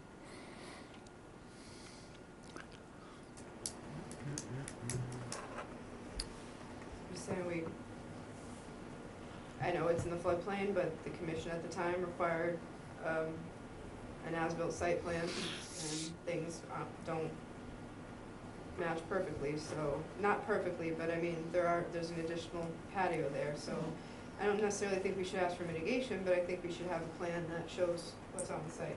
If the commission wants it, that's what I do for a living. Yeah. So submit an accurate as-built. An accurate as-built, that way going forward, we have an accurate record of what's there, that's all. Okay. Should we get that and then vote for it? I wouldn't recommend issuing this right now. So do we vote it down, or do No, we? I would just Just say, Ask for an updated site plan. ask for an updated site plan. Continue it until you receive an updated site plan. Okay, so I'll do that for Brendan Gwynn, 20 Brooks Road, that we have this certificate of compliance be continued until we have an updated site plan. Second. I think that's just Yeah. That works. Oh, Amy, what about the mitigation plantings for the patio? Because we wrote, when that was written, it was, we forgot that it was just flood zone, and that it was previously like the lawn area before. We typically don't ask for mitigation when you're replacing lawn with a patio in a floodplain. If it was within the buffer zone to a different type of wetland, then yes, but it's up to you, but I don't think it's You said it was well necessary. vegetated anyway, right? But Well planted. there's all kinds of plantings up in this house. Realize that the most of the lot has got another 4 feet of fill on it since it was built. So that anything that was there is gone. If you saw the pictures that we submitted, it's extremely well landscaped. If it wasn't, believe me, I didn't see it as major at that point in time, but that's it. okay. Would you like to do me, I've got Yarmouth and Dennis Conservation Commission. If you want to go instead of me, I'd be very happy to stay home. No problem. We have a lot of other business we gotta do too. Okay, then I guess I'll be schizophrenic tomorrow and do both of them. Yes. Thank you. Have a nice evening. Good evening, Mr. Wilcox. All right. You wanna so- continue with the Thank you. Have a good night. finish the other two certs and then go back to Oh, the yeah, hold on one second. extensions. Is he Where am I? as in Where am writer I? in Wilcox? So since we're yes, going- we can Right. do, let me Schweitzer get them in front of Engineering. me. Okay. He is the owner of the company. Thomas and Ellen Byrne, 386 Long Pond. That and the Clearwater Drive. Yep. Okay. So, we have the, 42, we have a couple others that we need to re-sign, but, so what happened is we'll get to those anyway. Or do you wanna go Bernie. back to the extensions? I don't care. No, we'll do the certs. I Okay. have Byrne in front of me right now. So, they had been storing their dock at the edge of the water. So Nikki spoke with the owner and they have already moved. And Nikki has, checked, they have moved the dock upland Okay. across the street. So, recommend issuing a certificate of compliance for them with the ongoing condition about dock storage. So I'll make a motion that, there's certificate of compliance for Thomas and Ellen Byrne, 386 Long Pond Drive, Is it not be moved? approved. They moved it. No, They this, did this move it? was written before they moved it, and they moved it the other day. Okay. A second? Okay, all those in favor? Aye. Opposed? No. Things change so much from the time I start writing these to the time I finish.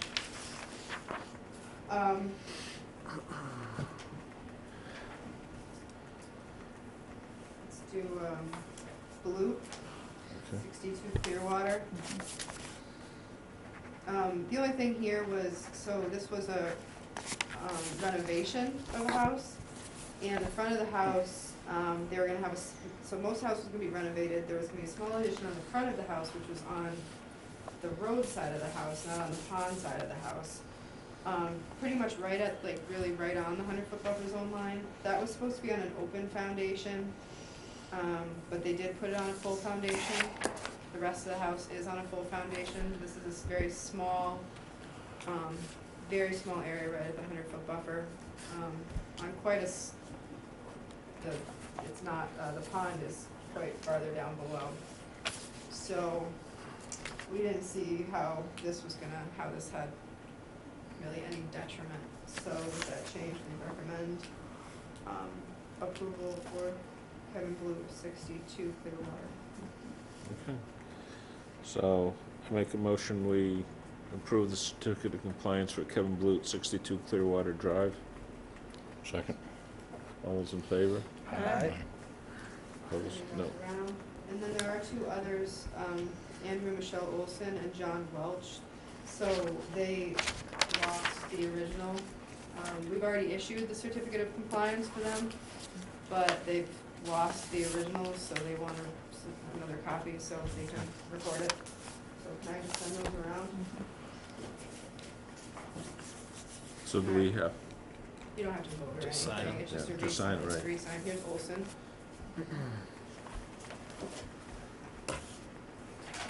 Sometimes it happens when, we typically send, if an engineer is usually an applicant, so we'll send the certificate of compliance to the engineer to do the recording. But sometimes the homeowner doesn't let us know that they really want it to do it because they can. And things just get lost in the shuffle. So here is the other one of Olson. Oh, that's right, there were two. This is Olson also? Yes, there was Okay. one for the dock, and you granted certs for both of them. There was one for the dock and one for the And one house. for the Vista room. Yes. And then here comes Welch. After that was demo.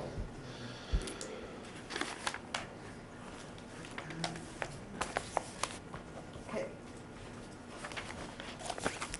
We'll wait for those to go around and then we'll continue. Do the extensions and then the orders. I'm gonna tell you about all the violations. Oh, okay.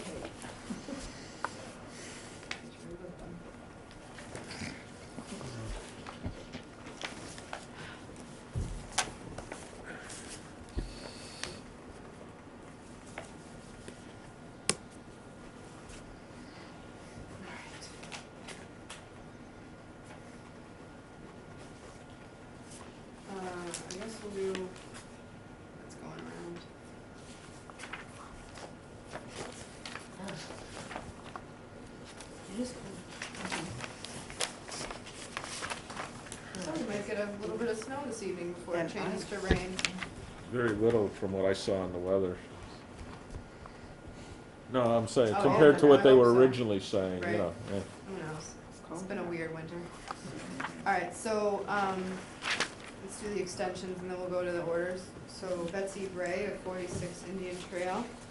This was issued, in 2013. So it's a vacant lot. It's off of Depot Road, the one in more East Harwich. I can't remember which. So, there's all these, old Oh, the real abandoned Depot bogs Road, back East there. Harwich. Yeah. And so, what I checked was, because it was in 2013, and, we have new regulations that don't allow any new building within 60 feet, I wanted to see if if it was within 60 feet, I wouldn't recommend an extension, it would have to be a new filing. But it is not within, none of the structure, patio, walls, anything is within 60 feet. It's about 65 feet at the closest point, and it's actually, the whole 50-foot buffer is a no disturb zone here. So what's happened is she had the lot, they tried to sell it, she hasn't been able to sell it. She wants to prove she has permits for it. I would recommend one more extension and have the wording in the extension that this is the final extension on this project. That after, and that's up to you. Nothing has happened out there. The plan now meets our current standards, not just the standards from 2013. So I'd recommend it one more time, and that's it. Until 2022. 2022. And then they'd have to come back. If they didn't do the work, they'd have to completely, or they're in the middle of doing the work, they'd have to refile or something. But I do have the plan, if you wanna see the plan. It is something that we would have approved. Would you mind passing it? No? Again, it was one of those where it was a vacant lot, so how do you mitigate? So what they tried to do was minimize.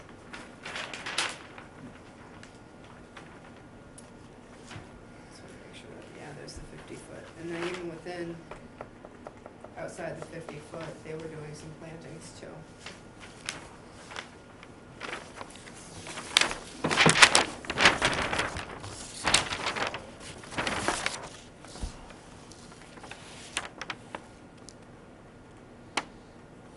It's a busy plan. It is. It's a lot of lines on it.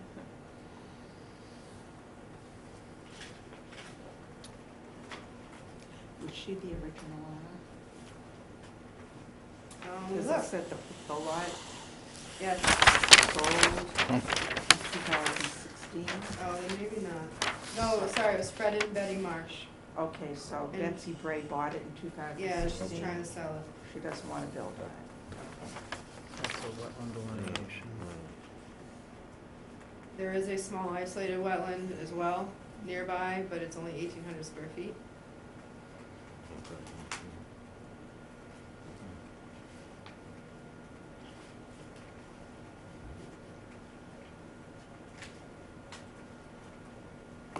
And I do have,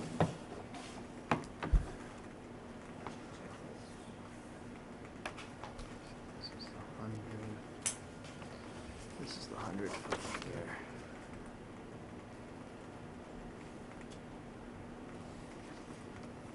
So that driveway is not existing, that whole cul-de-sac driveway? Yeah, that is there. That's, Cul-de-sac's there. that is existing. Yeah.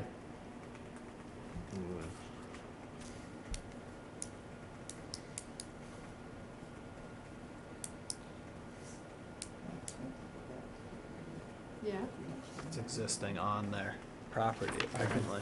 how much? I don't know what the property lines are, Oh, but he's been busy. you can see it in the Yeah. Google Maps. Yeah, we told them, Michael told This them is that. that. Oh, right down in there, That's right. That's Indian Trail going up there. Yeah, there were two properties simultaneously applied for that back then for building. The other one was built on?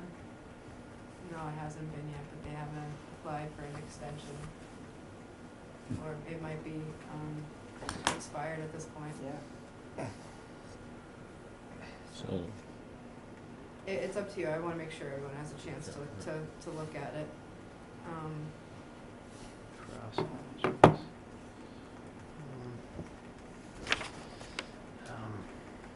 It doesn't have to be 3 years too, you could do less time than that. It's gonna be 40 foot tomorrow. Yeah. Rain and snow tomorrow. Ice. Yeah, we will. Dollars to Donuts new buyers are gonna want a different plan. They could, but then if they want a different plan, they have to come back They and have do to a come notice of to us. intent. Mm-hmm.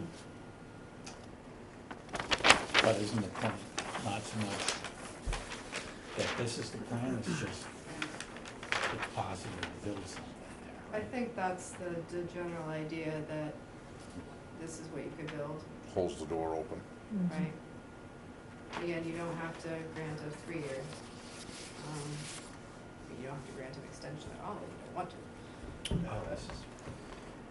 It's a long time to, have a permit open, 9 years, I mean. Right.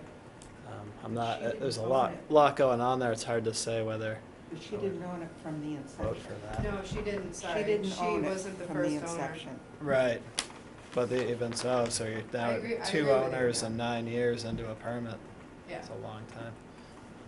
But there's That's nothing why we I- would have Change in changed. regulations, but minimal, huh? Yeah, there's a lot going on there. It's hard to review. Yeah, and so there's a whole bunch of new disturbance in the 100 that's completely unmitigated, which is something Right. that I haven't voted for yet here. I don't know It's if up to I the would. commission, I agree, it's a long period of time. So if you wanna, you don't have to grant it, and if you don't grant it, she comes back with a new notice of intent. Can we could add on mitigation? Well, there's no You real can't really mitigate because it's a virgin lot, way to so- mitigate, but it could have been smaller, and less disturbance, so. And that's not necessarily the plan that's gonna be built. Somebody might not want that. Which they'd have to come back for. So, You could not grant the extension and say it's been too long, you can grant a year, you can grant 2 years, you can grant. Yeah, we've been through this a couple of times since I've been here, as far as like the one on Seymour Pond where it was, virgin lot, beautiful, all within 100-foot buffer zone. And the way I ended up being in favor of it is they were able to mitigate on another lot, which was mitigation. But this is just an unmitigated detriment, which, I've. plus, I guess my question is that this was done 6 years ago, the approval for it, and different board, different members. I understand. We might look at it differently as to It's fine. what gets approved. she wants proof that it's a buildable lot, is that what she's looking for? I don't know, she just wants an extension. She's trying to sell it, that's all I know. Is there a motion, Betty? You can deny it, and that'll force her to come back. Well, we're voting, the vote is to extend it, so we can. Or not to extend Or it. Well, yeah, Well, if we voted, if it were to be voted down, that's the denial. Yeah. Right. Right. Well, yeah, I'll make a motion to deny the extension request for 46 Indian Trail. Wait, excuse me, I don't think we need to make a motion to deny it. If we make a motion to approve it and we vote it down, then the, It doesn't work that way. It Has doesn't? to- No, you can't, just if you vote to approve it and it doesn't pass, Then it's we not have an to- automatic denial, you have to vote to deny it anyways. Oh, Yeah. sorry, I apologize. I'll second the motion on the floor To deny the, to deny. I think it's been open. okay, so all in favor to deny the Aye. extension? Aye. Opposed? Opposed? I think I'm opposed to. Okay, so it's 4, And you're in favor? I said So it's 4-2, 4-2. so it passes. Can I have that back, please? Mm-hmm. Thank you. Oh, I'm sorry. Sorry. Okay, so the next one's a little easier. So, Karen Karen and Agnew. John Agnew, or Huff at 3 Hulse Point. They did additions and vegetation management. The additions have been done, but the plantings have, they need more time to establish. They just put them in this fall. So, yeah, I told them they really only need 1 year, it's 2 growing seasons, but they've asked for 2. So I'd recommend it. Their permit, is 3 years old. So would you go back out and check on them in 2 years or when? Well, I or- think we should check on them in 1 year. Right. And then say you should file for a certificate of As long compliance. as everything's Oh, established. so we're Yeah. extending it for the 2 years, but they can They can apply after a apply year. earlier. Okay.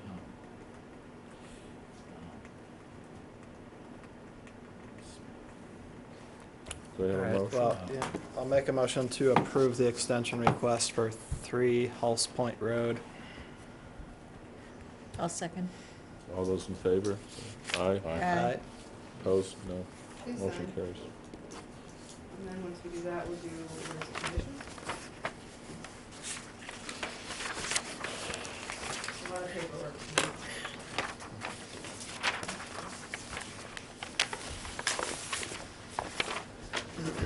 After our conference, I'll get There you go. You're doing pretty good.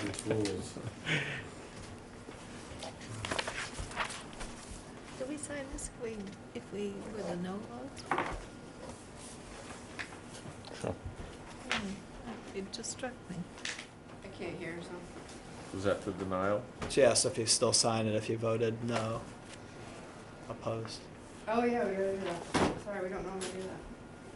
What? You're correct. You gotta sign the denial. Oh, no, she was asking the one that we just, You didn't deny that one, you right, approved that one. the other one, right. This one, Yeah, that wasn't the one. I But don't this- think you do. I don't think you signed this because it says it's extended and this is if you grant it. I'm gonna send her a letter. I'll call her, obviously, too. We're gonna call her. But I think Carolyn was questioning was whether if we were signing it, if you voted against it, do you still, It doesn't count necessarily. The signatures just make a document legal. Document It doesn't legal. Okay, necessarily doesn't mean. show the vote. Doesn't mean that you're in favor or against. Got It it. just That makes was my a question. legal you need 4 signatures on a board of 7 for a legal document. It doesn't really matter if you're for or against it. Okay, It kinda doesn't make sense, but that's the just rule. certifies it.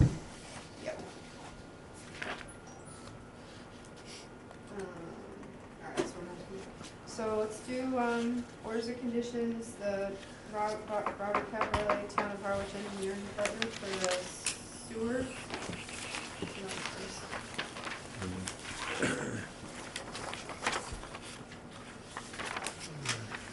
Garden Lane, Sugar Hill Drive.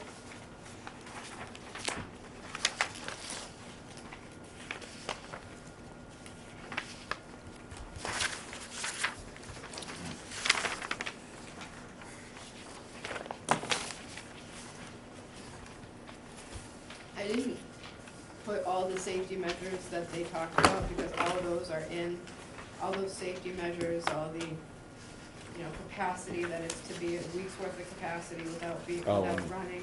That's all in the running guidelines. This is, the Town of Harwich Engineering Department for the septic, or for the sewer pump stations. So I just said, number 6, proper safety measures installed to ensure the untreated wastewater does not get into the ecosystem.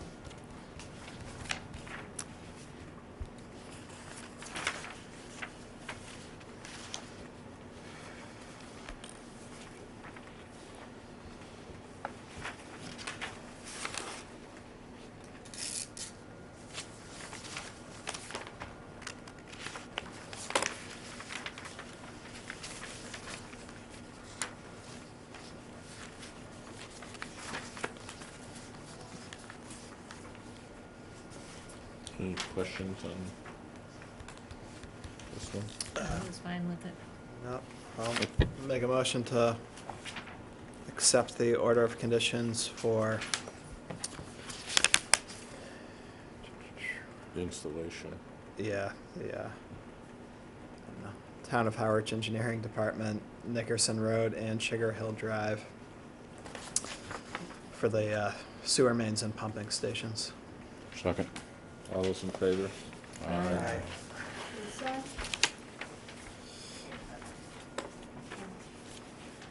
And you're making it? Not this one. Okay. That is, yeah. I have a couple of questions on Hinckley. Yep, let me just grab it, hold on, let me find it. This one, I figured we'd have some questions. and Yeah. comments on it.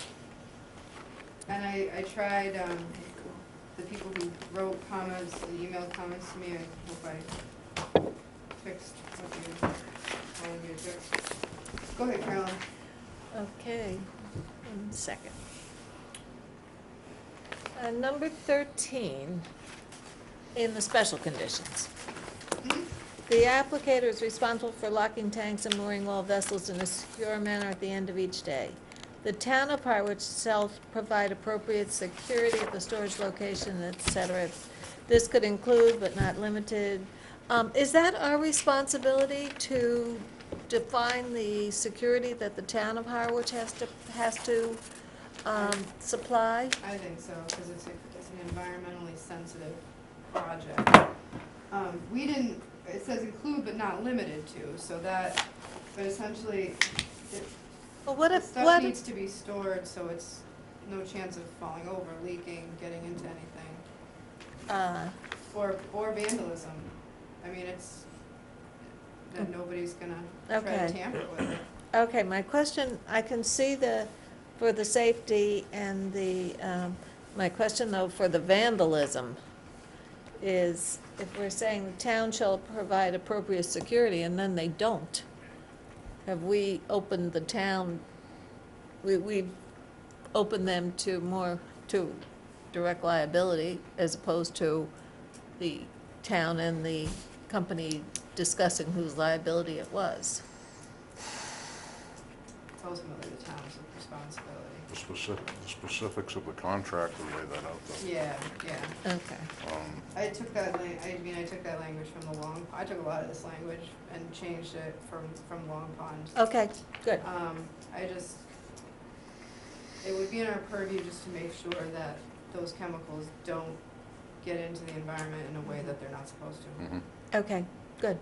Then in 15B, 15B, the third line, few, if any, mollusks or other accessible fauna are expected. I would delete that. Oh, that's fine. That fine. sentence.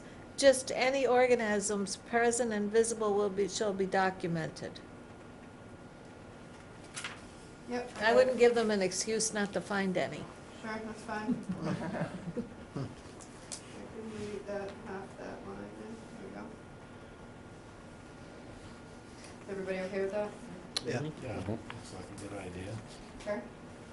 So you just want to leave any organisms present and visible will be documented? Yes.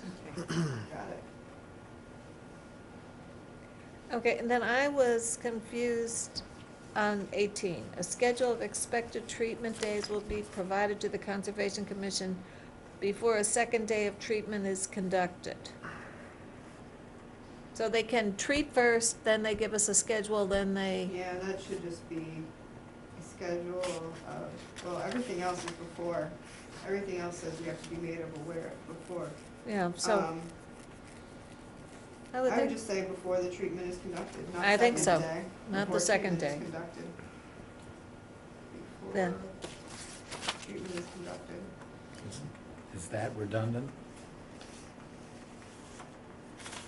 Well, a lot of this is weather dependent, too. Right. So, I mean, They're not gonna know a week in advance, but they'll know a day in advance. day you know? before they should. Right. Right. I don't mind redundancy, sometimes they hand me. oh, well then, but that's a point. They could hand you a schedule. Any change in schedule you should get a notification. Yes, yes, right. So I'm just gonna strike before second day. Not week before. Before Oh, treatment. before treatment, yes, we're gonna keep that, yep. Sorry.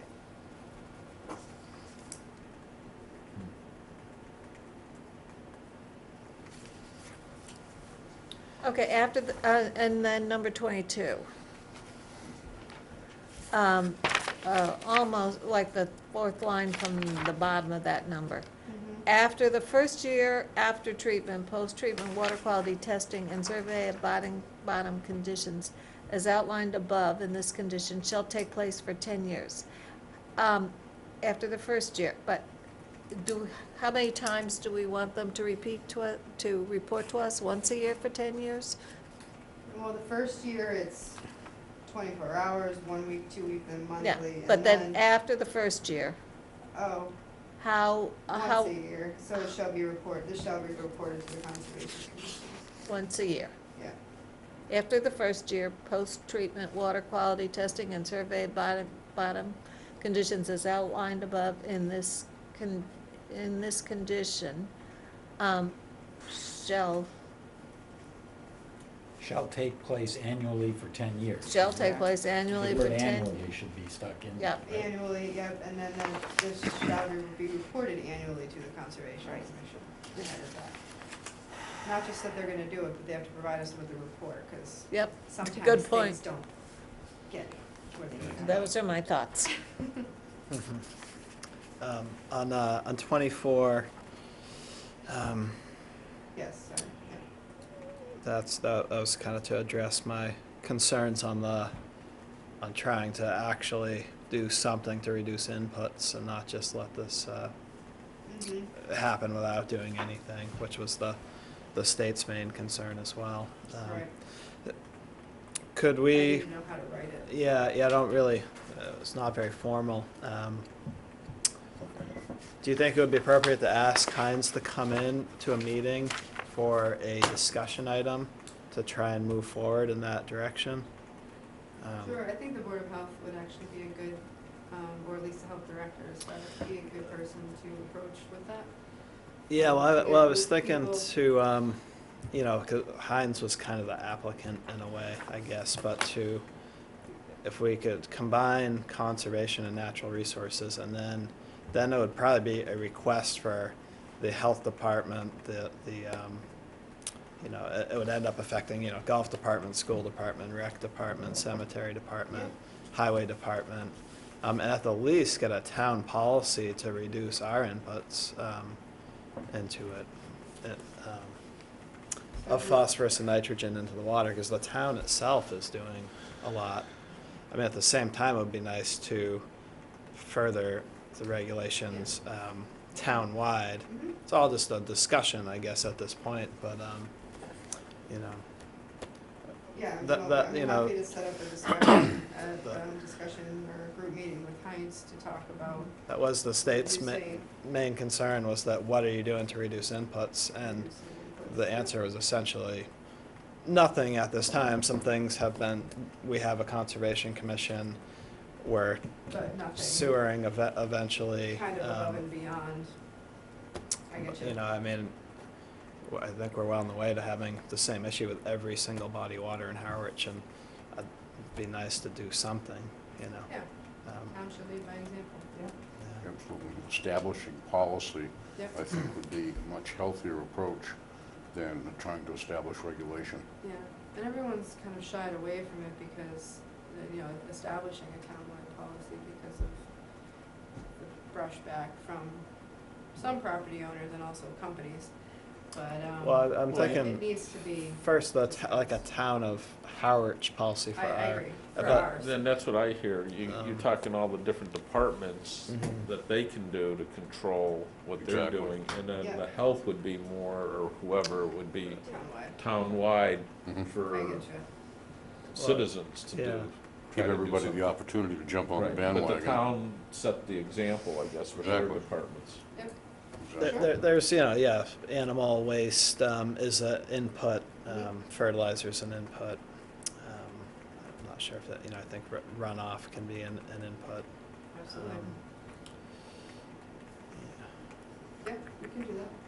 So, yeah, would you reach out to Heinz? I thought that, or maybe, who's from the Board of Health? Was that Paula? Or? Paula is retired, it's Megan. Oh, okay. Megan Eldridge now. And it is even something if people, we don't have to do it at a meeting here, we could do it at a meeting here. To try to, I mean, it's more likely to, I know if I was Heinz, I'd prefer to come during the day. I understand some people have to work though too on this board, so, we can either do it in the evening or try to make a time during the day to sit down for an hour or two to get the ball rolling.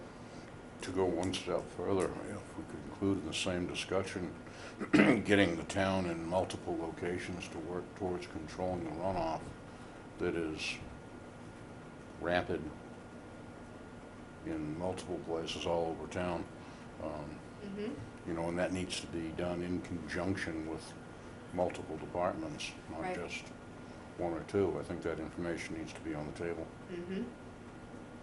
Yeah, it's kind of tough to, you know, or the highway department will go out and, you know, put down a fertilized lawn, you know, carelessly somewhere. You know, the golf department could make improvements, you know, everywhere there's things. What And about just the salting of The roads. the road? Yeah, I mean, we can talk about, that's all should be on the table. right, So, yeah. All the Yeah. departments could do a little bit more. Yeah, we're dumping $650,000 worth of aluminum into a pond and Right. with somewhat unclear long-term ramifications, and, you know, it'd be, I think it's a good time to take pause and say, what could we be doing to help prevent this for the future? Absolutely. Agreed. So I have a comment about that, which is that that's all good and probably should be done. But I'm not sure how big a difference it's gonna make in the long term, because there is so much phosphorus in particular in all these ponds already. And Right. most of the phosphorus in the water column is coming from phosphorus that's already in the pond.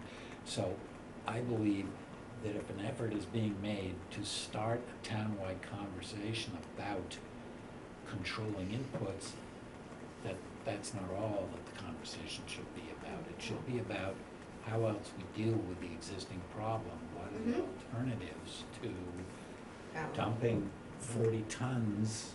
That's the other way of putting it. 40 It's like tons. something like 40 tons of alum. Yeah. And I didn't actually figure out whether it's 40 tons of aluminum, and it's actually more of alum, or if it's 40 tons of alum, but. It's a lot. It sounds daunting, doesn't it? I know, I didn't, it's a lot, and I don't think we wanna just go barreling down the road like we're gonna do that in all the ponds in Harwich. No. For one thing, it's gonna be expensive, for another thing, that's an awful lot of a substance that. It's not a one-size-fits-all. But So- also, I questioned him at the last meeting. When are we gonna know whether it really works or not? There really isn't a time frame because it's unknown. Right, so that's in a way that we're putting a few more conditions about long-term monitoring on this because it just hasn't been required in no- other cases. Right. So it's it'll be an interesting study, to say the least. Is once a year adequate for 10 years? Should it If you be? do it, I'm not saying it should be Right. weekly or monthly, but maybe twice, I mean, Well, keep in mind that there's the PALS program going on in that pond anyway, where multiple times every summer, a lot of data is already being Yeah. taken Okay. by the PALS group. So this is over and above this. This is stuff that has to be reported to us, right? And to the state. And the neighbors of Hinckley's are very concerned about this. That's my understanding. So those guys, I know, they're very concerned and they're gonna be on it anyway. but who are they gonna report it to? Well, well, they'll call me. that's, they're, Oh, They've already called. Oh, okay, well, no, I'm just Yeah, asking, no, okay. there's an association on the north side that's really been very actively researching this too. And also the gentleman who was here tonight, who lived on Stanley Road, he's actually been pretty involved in discussions as well. You definitely have a conscious group of pond front owners, and they're all in favor of trying to do more to improve the health of their pond by the means that they can actually do, not to. But I agree with you. I think other options, it's not a one size fits all for the ponds, and the other things need to be looked at. So, Any other comments on Hinckley? do I have a motion to, I'll make the motion to approve the order of conditions for Town of Harwich Natural Resource Department for the treatment of Hinckley's Pond. I'll second the motion. All those in favor? Aye. So we're giving the Natural Resource Department the lead in establishing a watershed management plan. Well, that's what I'm trying to work with Amy to make sure this actually happens, because I don't know if it's going to.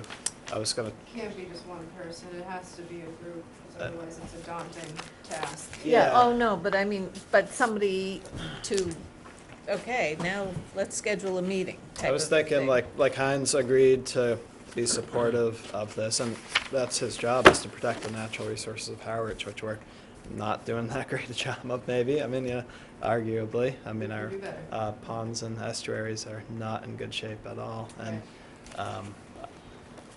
if we could just even meet with him and maybe get some ideas going as to Well, anything's a starting point. yeah, just as Oh, yeah, anything, that's what I'm just saying, but who's going to start it?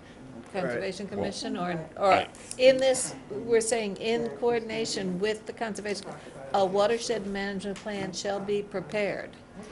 So we are, and this is I going to think that opens the door him. for us to spearhead it, is what it does. That sounds great. Do we want to spear, I mean, ideally, I think it would be very nice for us to spearhead it. On the other hand, are we, I think if we don't kick the ball, it's not gonna start rolling. So one way to kick the ball is to have another organization outside of the Conservation Commission, which is established by citizens to look after the ponds and estuaries in the town of Harwich. That happens in other towns. For example, Orleans has a thing called the Orleans Pond Coalition, and they have pushed for various things. Yeah. You might, I mean, and there are various interested parties who already are advocating for their own ponds, but those are very local efforts, and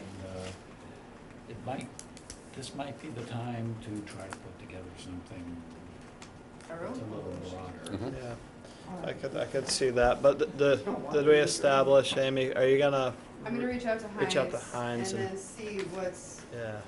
give him a couple of times. Do you wanna do it during, I just don't know what our meetings are gonna be like. Do we wanna do it at a meeting here? Do we wanna try a different time? Is it possible to do a discussion item like first? Yep, we can. Maybe we could do that for Heinz, just at 6:30. Start with Yep. that as a discussion item, and We yeah. can start, well, I know Brad has a hard time getting here earlier than 6:30, but if we can Right. start earlier. I think he would be in agreement with this. Yeah, I mean, maybe if he knows in advance, he can get out, maybe we can start a little earlier.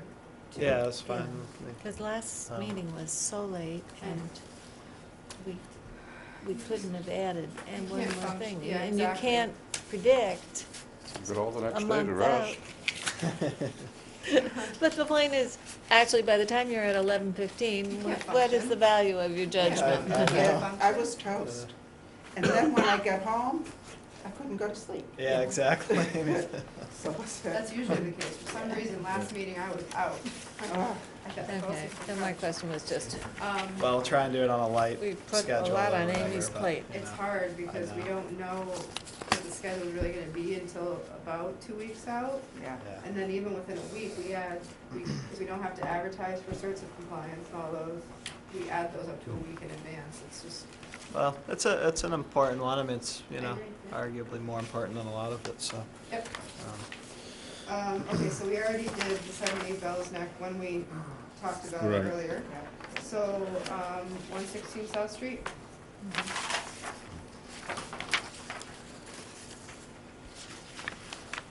And what I did to the plan to make it clear was instead of, because he had a plan that said proposed storage area back here, I Xed that out. And I made a 50-foot buffer there. Yes. So hopefully there's no confusion.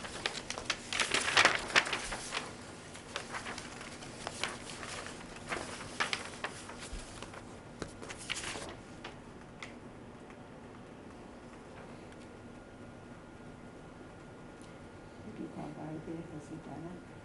He can't do anything yet. Until this, Yeah, okay. he's actually, I was supposed to meet with him Friday to stake out the 50-foot buffer. But he's out of town or something, so I'm gonna do it like next week. He can't do this until he has it in here. And even then, he has a 10-day appeal period, that he can do it within, it's his own risk.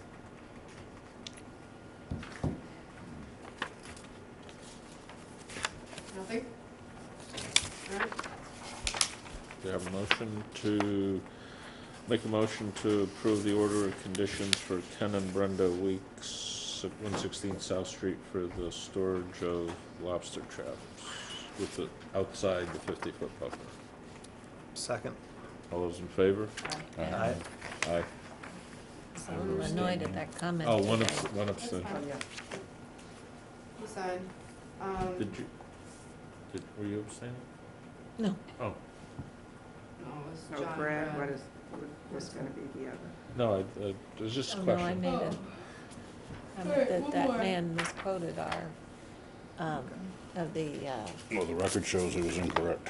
yep, the record shows he was incorrect when he brought up that we have approved in the 50, Oh. last meeting.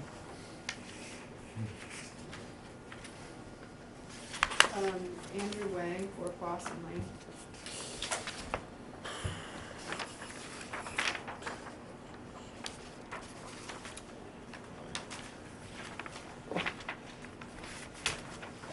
Oh, that's right. No problem. Say stockpile on that chair soon, so fall over behind. Yeah, it's a lot of paper. I might start going. Provide that. So there is a chair right behind you, John. Yeah, we got wrong. This might be the last thing you have to sign. Yeah.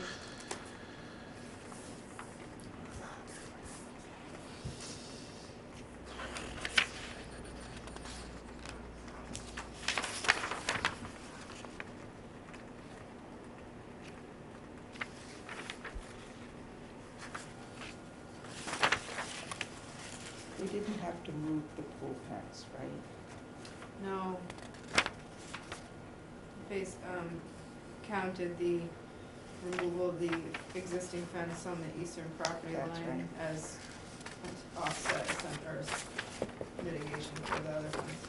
You don't need to have the pool fence anymore? You don't if you have a certain type of cover. So within the past year, civil.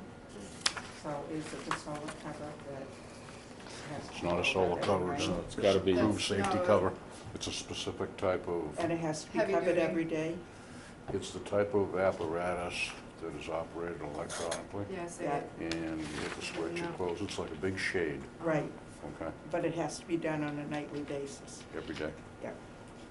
or That's- you need the fence. or you need a fence. Correct. I think you're gonna find that there's gonna be an addendum in the building code, Yeah. because for the state to back off the building code for an issue of public safety such as that, Yeah. I think you're gonna find that was a shortcoming that somebody's gonna uncover. Yes. Because what about during the day when the pool's Exactly. open or something, you Well, know? all Not it only takes is that, one you- person I know. to, All I it, know. all you need forget. is I one. know. Right. right? And that All defeats you it. Even during the daytime, even if they Absolutely. close it at night, I mean. I'm surprised the insurance companies have allowed it without Well, walking. you wait till they get a We'll hold of it. see. Anyway. It's new. So, Oh, I any, see. Oh, It may not last. do you have any comments on No Anything comments. on mine? No, okay, so I approve that we approve the order of conditions for Cosset Lane for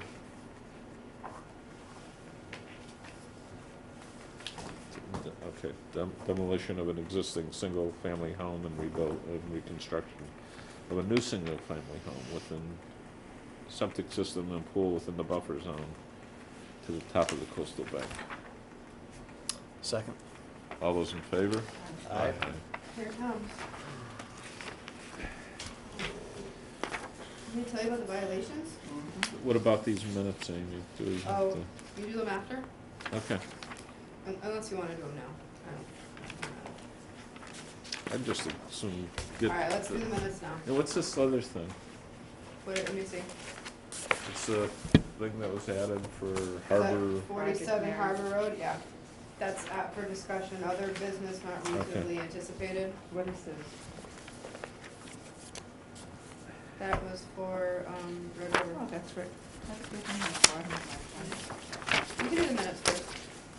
It's only the one side, I just, need a copy of the minutes if somebody needs to make edits.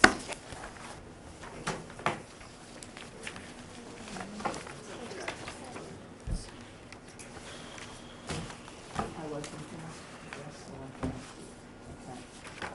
okay. You can ask questions or comments, you notice a typo. Oh, okay. Did I hand you my minutes with that? Just reading the minutes and now I don't have it. August 15th. No, that's an executive session, you can't really do that until you have another executive this session. one? Got it. Alright. Anybody notice anything? You approved them? On the minutes? Yeah. No. No? Give people a minute.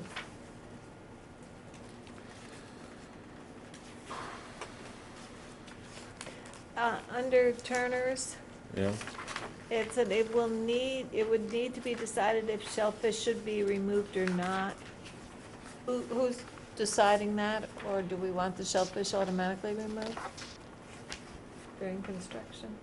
I don't remember that. Where are you? Hold on. Oh, I got it. It would need to be decided if shellfish would be. Okay, so when do we decide that?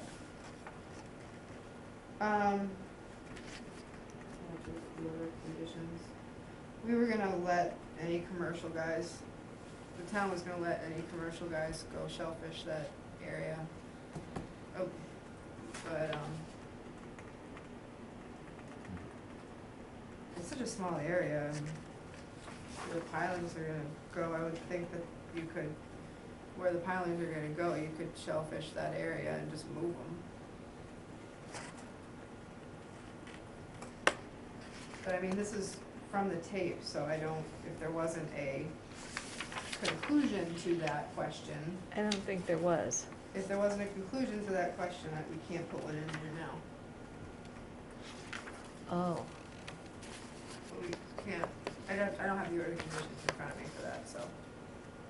right, because this is the minute, it's the minutes. Yeah. okay, Amy suggested that the shellfish remain there, as there is no reason to remove them. Approval is recommended. There's no dredging. Yes. There's no Right. dredging. There's no need No to dredging, no removal, good. Sometimes, like, if where the piles are gonna go, they'll make people move them, but if we didn't say that, Okay. then no. Good. How's 177 Forest Street thing? I just noticed there's a reference to them. Oh, gosh. The building is going up, I don't know if anything else is happening, but in the spring, if it doesn't happen, then we'll be having conversations with them. It's not, you can't plant now, so. I So no corrections to the minutes? don't, I'll just, I okay. I motion, Train my husband's high-powered binoculars. I motion that we approve the minutes for October 3rd, 2018. Second. All those in favor? Aye. Alright, And no then- changes. You want me to sign this somewhere? Yeah, the top page would be good. Just on the top? Yep, that's fine. Just that way we know it's an original, it's approved. And then, I'll take it at the end. So, let's do the update on violations, and then I'll do the 47 Harbor Road. So this is just to let you know what happened and what we've done so far and what the next steps are for these people. It's 3 Skinnequit Road, it's on Skinnequit Pond. There's a clear cut on the bank as well as some topping. A dock is there, stairs, playground. None of these things have a permit. I issued a $300 fine for each of those activities, so a $1,200 fine. And they have to apply, so they've retained a lawyer, I believe, or they've retained a engineer, I think an engineer, not a lawyer, they were looking for a lawyer. By February 15th, they were to have gotten back to us, and we said you have to apply for an after-the-fact notice of intent for the dock and the stairs. Those are things we probably would approve given the conditions on the site. There's enough room. But the clear cut we wouldn't, so that's gonna have to be replanted. And the playground, its location is up for questioning. So that's 3 Skinnequit. So they're in the process of putting together application for the commission, and they have been issued a $1,200 fine. I don't believe they've paid yet. It is their right to appeal the fine to you or to the court. 61 Lovers Lane, this was the house that was built a couple of years ago. They had a 50-foot no disturb zone. The property, I guess there was a falling out between the people who lived there, and one kept the house and the other, who really filed for it, didn't. And numerous large trees like maples were cut, big trees were cut, and they had started to bring in some fill. A lot of the trees were cut down, and it was hard to tell where some of the stumps were. Some things have been pulled, so I couldn't find per tree. They were issued a $600 fine for the trees and the fill, 2 different activities. And then they have to file a after-the-fact notice of intent to restore the area, not just the plantings, but the grade. We said including trees. The woman got back to us, and they have hired Moran Engineering to prepare those documents. 50 Uncle Beanie's, they were putting a fence in right at the top of the herring run. That goes underneath Uncle Beanie's Road up to Skinnequit Pond, and they were issued a fine of $300 in order to remove any fence from the 60 feet. They are probably going to and I said if you want to keep any fence in 100 foot, actually the whole lot is because it's riverfront, it's jurisdictional. So if you want to keep any of the fence, they have to apply. They are considering applying for a variance to allow the fence to go between 50 and 60 feet to the river in order to make it access a back door to their house, so it's for containing dogs. So 50, is that one of the 2 houses that we, 50 Uncle Beanie's? yeah, that we looked at for last year for notices of intent or RDAs? No, it's on the other side of the river from one that we approved for invasive removal and replanting. It's right across the stream from it. This is on the south side of the stream. We were on the north side of the stream for that project. Okay, right. Okay. So, I mean, they've paid their fine. If they haven't already, they said they were gonna do it immediately, removed the fence. And then they may file to keep part of it or not. So I gave them that information. This 108 Clearwater was yesterday. So that's probably not on your site No, it's summary not. because it happened yesterday. I put it on mine to remind myself. 108 what? 108 Clearwater. They cut about 15 trees on the bank down to Bucks Pond, and looks like they gravely a lot of the native vegetation. They've been issued, as this morning, they were issued a fine. I contacted them, but I left them a voicemail. They're gonna have to file an after-the-fact notice of intent to replant. And they were issued a $300 fine for now.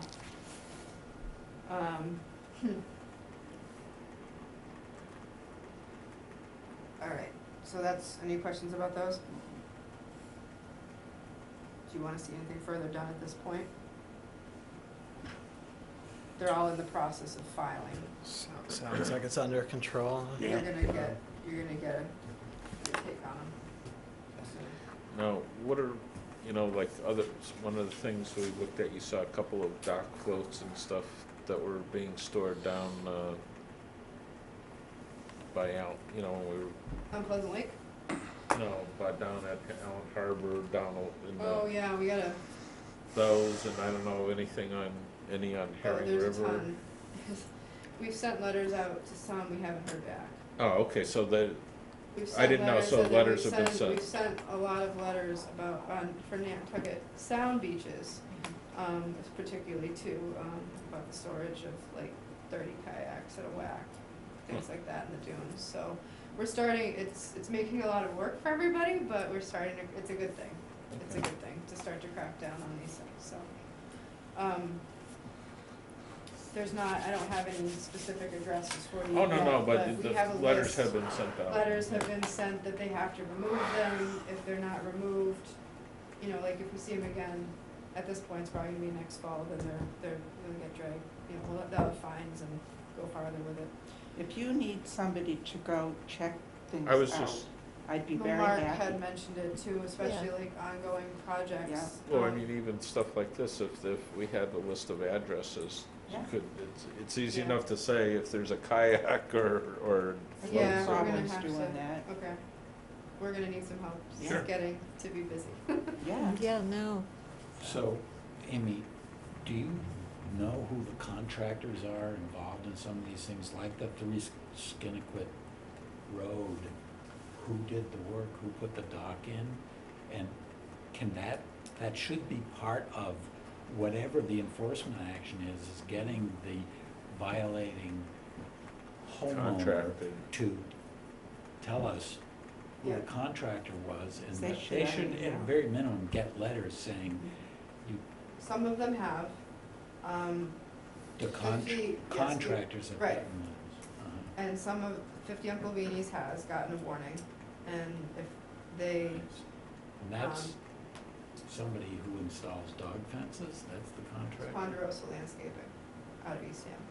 Oh, they're a pretty big operation, right? Yep. They should make it their. So they got a warning, and if it, Their if we, business. if it, they, they're gonna get, they can be fined as well. So, 61 Lovers, I think Nikki, I think we wrote a warning for that one too, because they weren't a well-known local outfit who did the tree work. And then the other ones on 3 Skinnequit, we didn't catch them doing, or in Clearwater, we didn't catch them doing the work, and we can't, I don't know if the police can, but we can't really make a homeowner tell us who did the work. We can't, I mean, if they freely, I They're in ask, violation, I too. ask, well, oftentimes the homeowners will, what I've heard is oftentimes the homeowners will blame the contractors, so when we hand them a fine, they turn around and try to make the contractor pay for it. So, if I ask for the information and they give it to me, then they get a warning. If it's a multiple offense, we fined a contractor a year ago because it was like a second offense, for cutting trees. Well, ultimately, the contractor is responsible, I would They are. think. and they are supposed to know the Both regulations. both are responsible, and I can't tell you how many times I say the regulations from town to town, state regulations are the same, no matter where you go in the state. The town regulations differ slightly, but none of them are gonna let you do anything within 100 feet without a permit. Right. They're all very close. And when you're in doubt, give us a call, Right. and we're here, we're happy, we'd go out to the site and show, and tell you. It's far easier than doing these violations for them and for us. There was a couple where was like a tree or two, and like the one on, Julianne Road that we passed, not today, but we'll pass it today too, but before last meeting where they had carved out a section of, the grade to make an access road to do their landscaping. That was like right close to the 75 to 100 foot buffer zone line, and it was grass, so they're gonna regrade that and put that back. That was an after-the-fact administrative review at double the fee. Little things like that have come up too. That didn't make the list. Last thing is, Just did one some of you, before you did that, I just noticed under the minutes you had August 15th executive. been on there for a long Oh, okay. time. We're, yeah. End of discussion, okay. The next time we have an executive session, we'll do them. No, I just wanted to make sure we didn't. Yeah, we don't miss have to. something. Okay. We have to have an executive session at some point. Some of you, I don't know if all of you have this thing for 47 Harbor? Yeah. You do? Yes. Okay. So what they would like to do, this is kind of an unusual situation where, and I had that's what I was gonna show people and send it around. I don't think everybody has this. Yeah. You do? Oh, where am I? Okay, Well, so- Nikki was adding them to the. Yeah, I package we printed picked them up. out. Yeah. I didn't, alright, I didn't know that these got in there too. So the wetlands, you can obviously tell there's Winchmere Harbor on one side, and on the other side, there's this little finger of part of Saquatucket, actually. So the house is right smack in the middle, and it is about 200 feet away from the edge of wetland to that wetland near Saquatucket. But because it is so flat, it's basically a long finger that runs inland from that little pond. Because it's so flat in there, you get this very sharp break of slope near their house that's technically a coastal bank. You can't tell from the aerial. And all the vegetation in that area is upland vegetation, but it is floodplain. And then you get a very sharp rise near their home. So technically, by definition, you can see from their site plan, their top of coastal bank is literally like where their home is. Even though it's quite a bit away from an actual wetland. So they would like to enlarge in their deck, and that's what the site plan shows, what they would like to do. And it would still require a variance. I don't think we should deny that this is, by definition, the 50-foot no disturb zone, or the bank itself.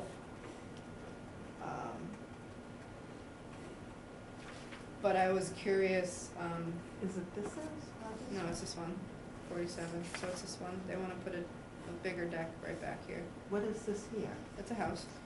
They were allowed to build, 'cause they. That was a long time ago, it was Oh, okay. colonial way. So Okay. what it is this, the flood zone to this pond comes in like this. Okay. So the Because coastal it- bank is right here. Is there a little brook? No, there's no wetland, it's Nothing not there? wet. There's no wetland? There's not, it's flood zone. It's not wet, it is pitch pine. I get it, okay.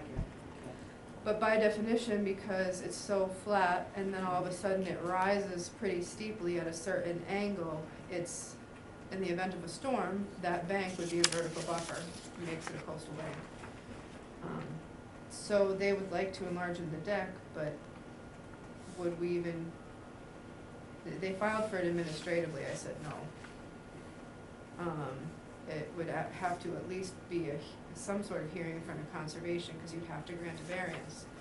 The only reason I'm bringing it up is because it's not like, it's a little bit of a different situation where the actual physical wet area is so far away. So this right here would be the new deck? Yeah. And if you wanna have it officially on for a discussion item at the next meeting, that's fine. I just wanted to bring it to your attention and see what your thoughts might be. Do they intend to file for, They would file Yes. if it was worth even filing for. That's what they kinda want, is it worth filing for? I mean, it's just gonna be straight denial, it's for a deck enlargement, it's not worth it. I'm not asking you for what you're gonna approve, but it's a kind of a slightly unique situation. Wow. What's that What is that circle there? I'm sorry, the red circle sort of. Oh, that's just the address that I circled, so Oh, you oh. knew which house it That was. is- I should I have see. circled the house. I just circled the address. I see. It doesn't even look like there's a driveway that goes to it. It's off of Cool, actually, no, it's off of, it is technically 47 Harbor Road. There's a gate on Harbor Road. You don't even notice it. It's up in here, and it goes up And this is, the church. Church parking lot. It's a pork chop. Mm-hmm. Maybe we could do a site visit and then discuss it. Sure. I can do site visit, like we did for Marjolais today, essentially, site Right. visit and discussion. I'll invite them to come. if they want to come.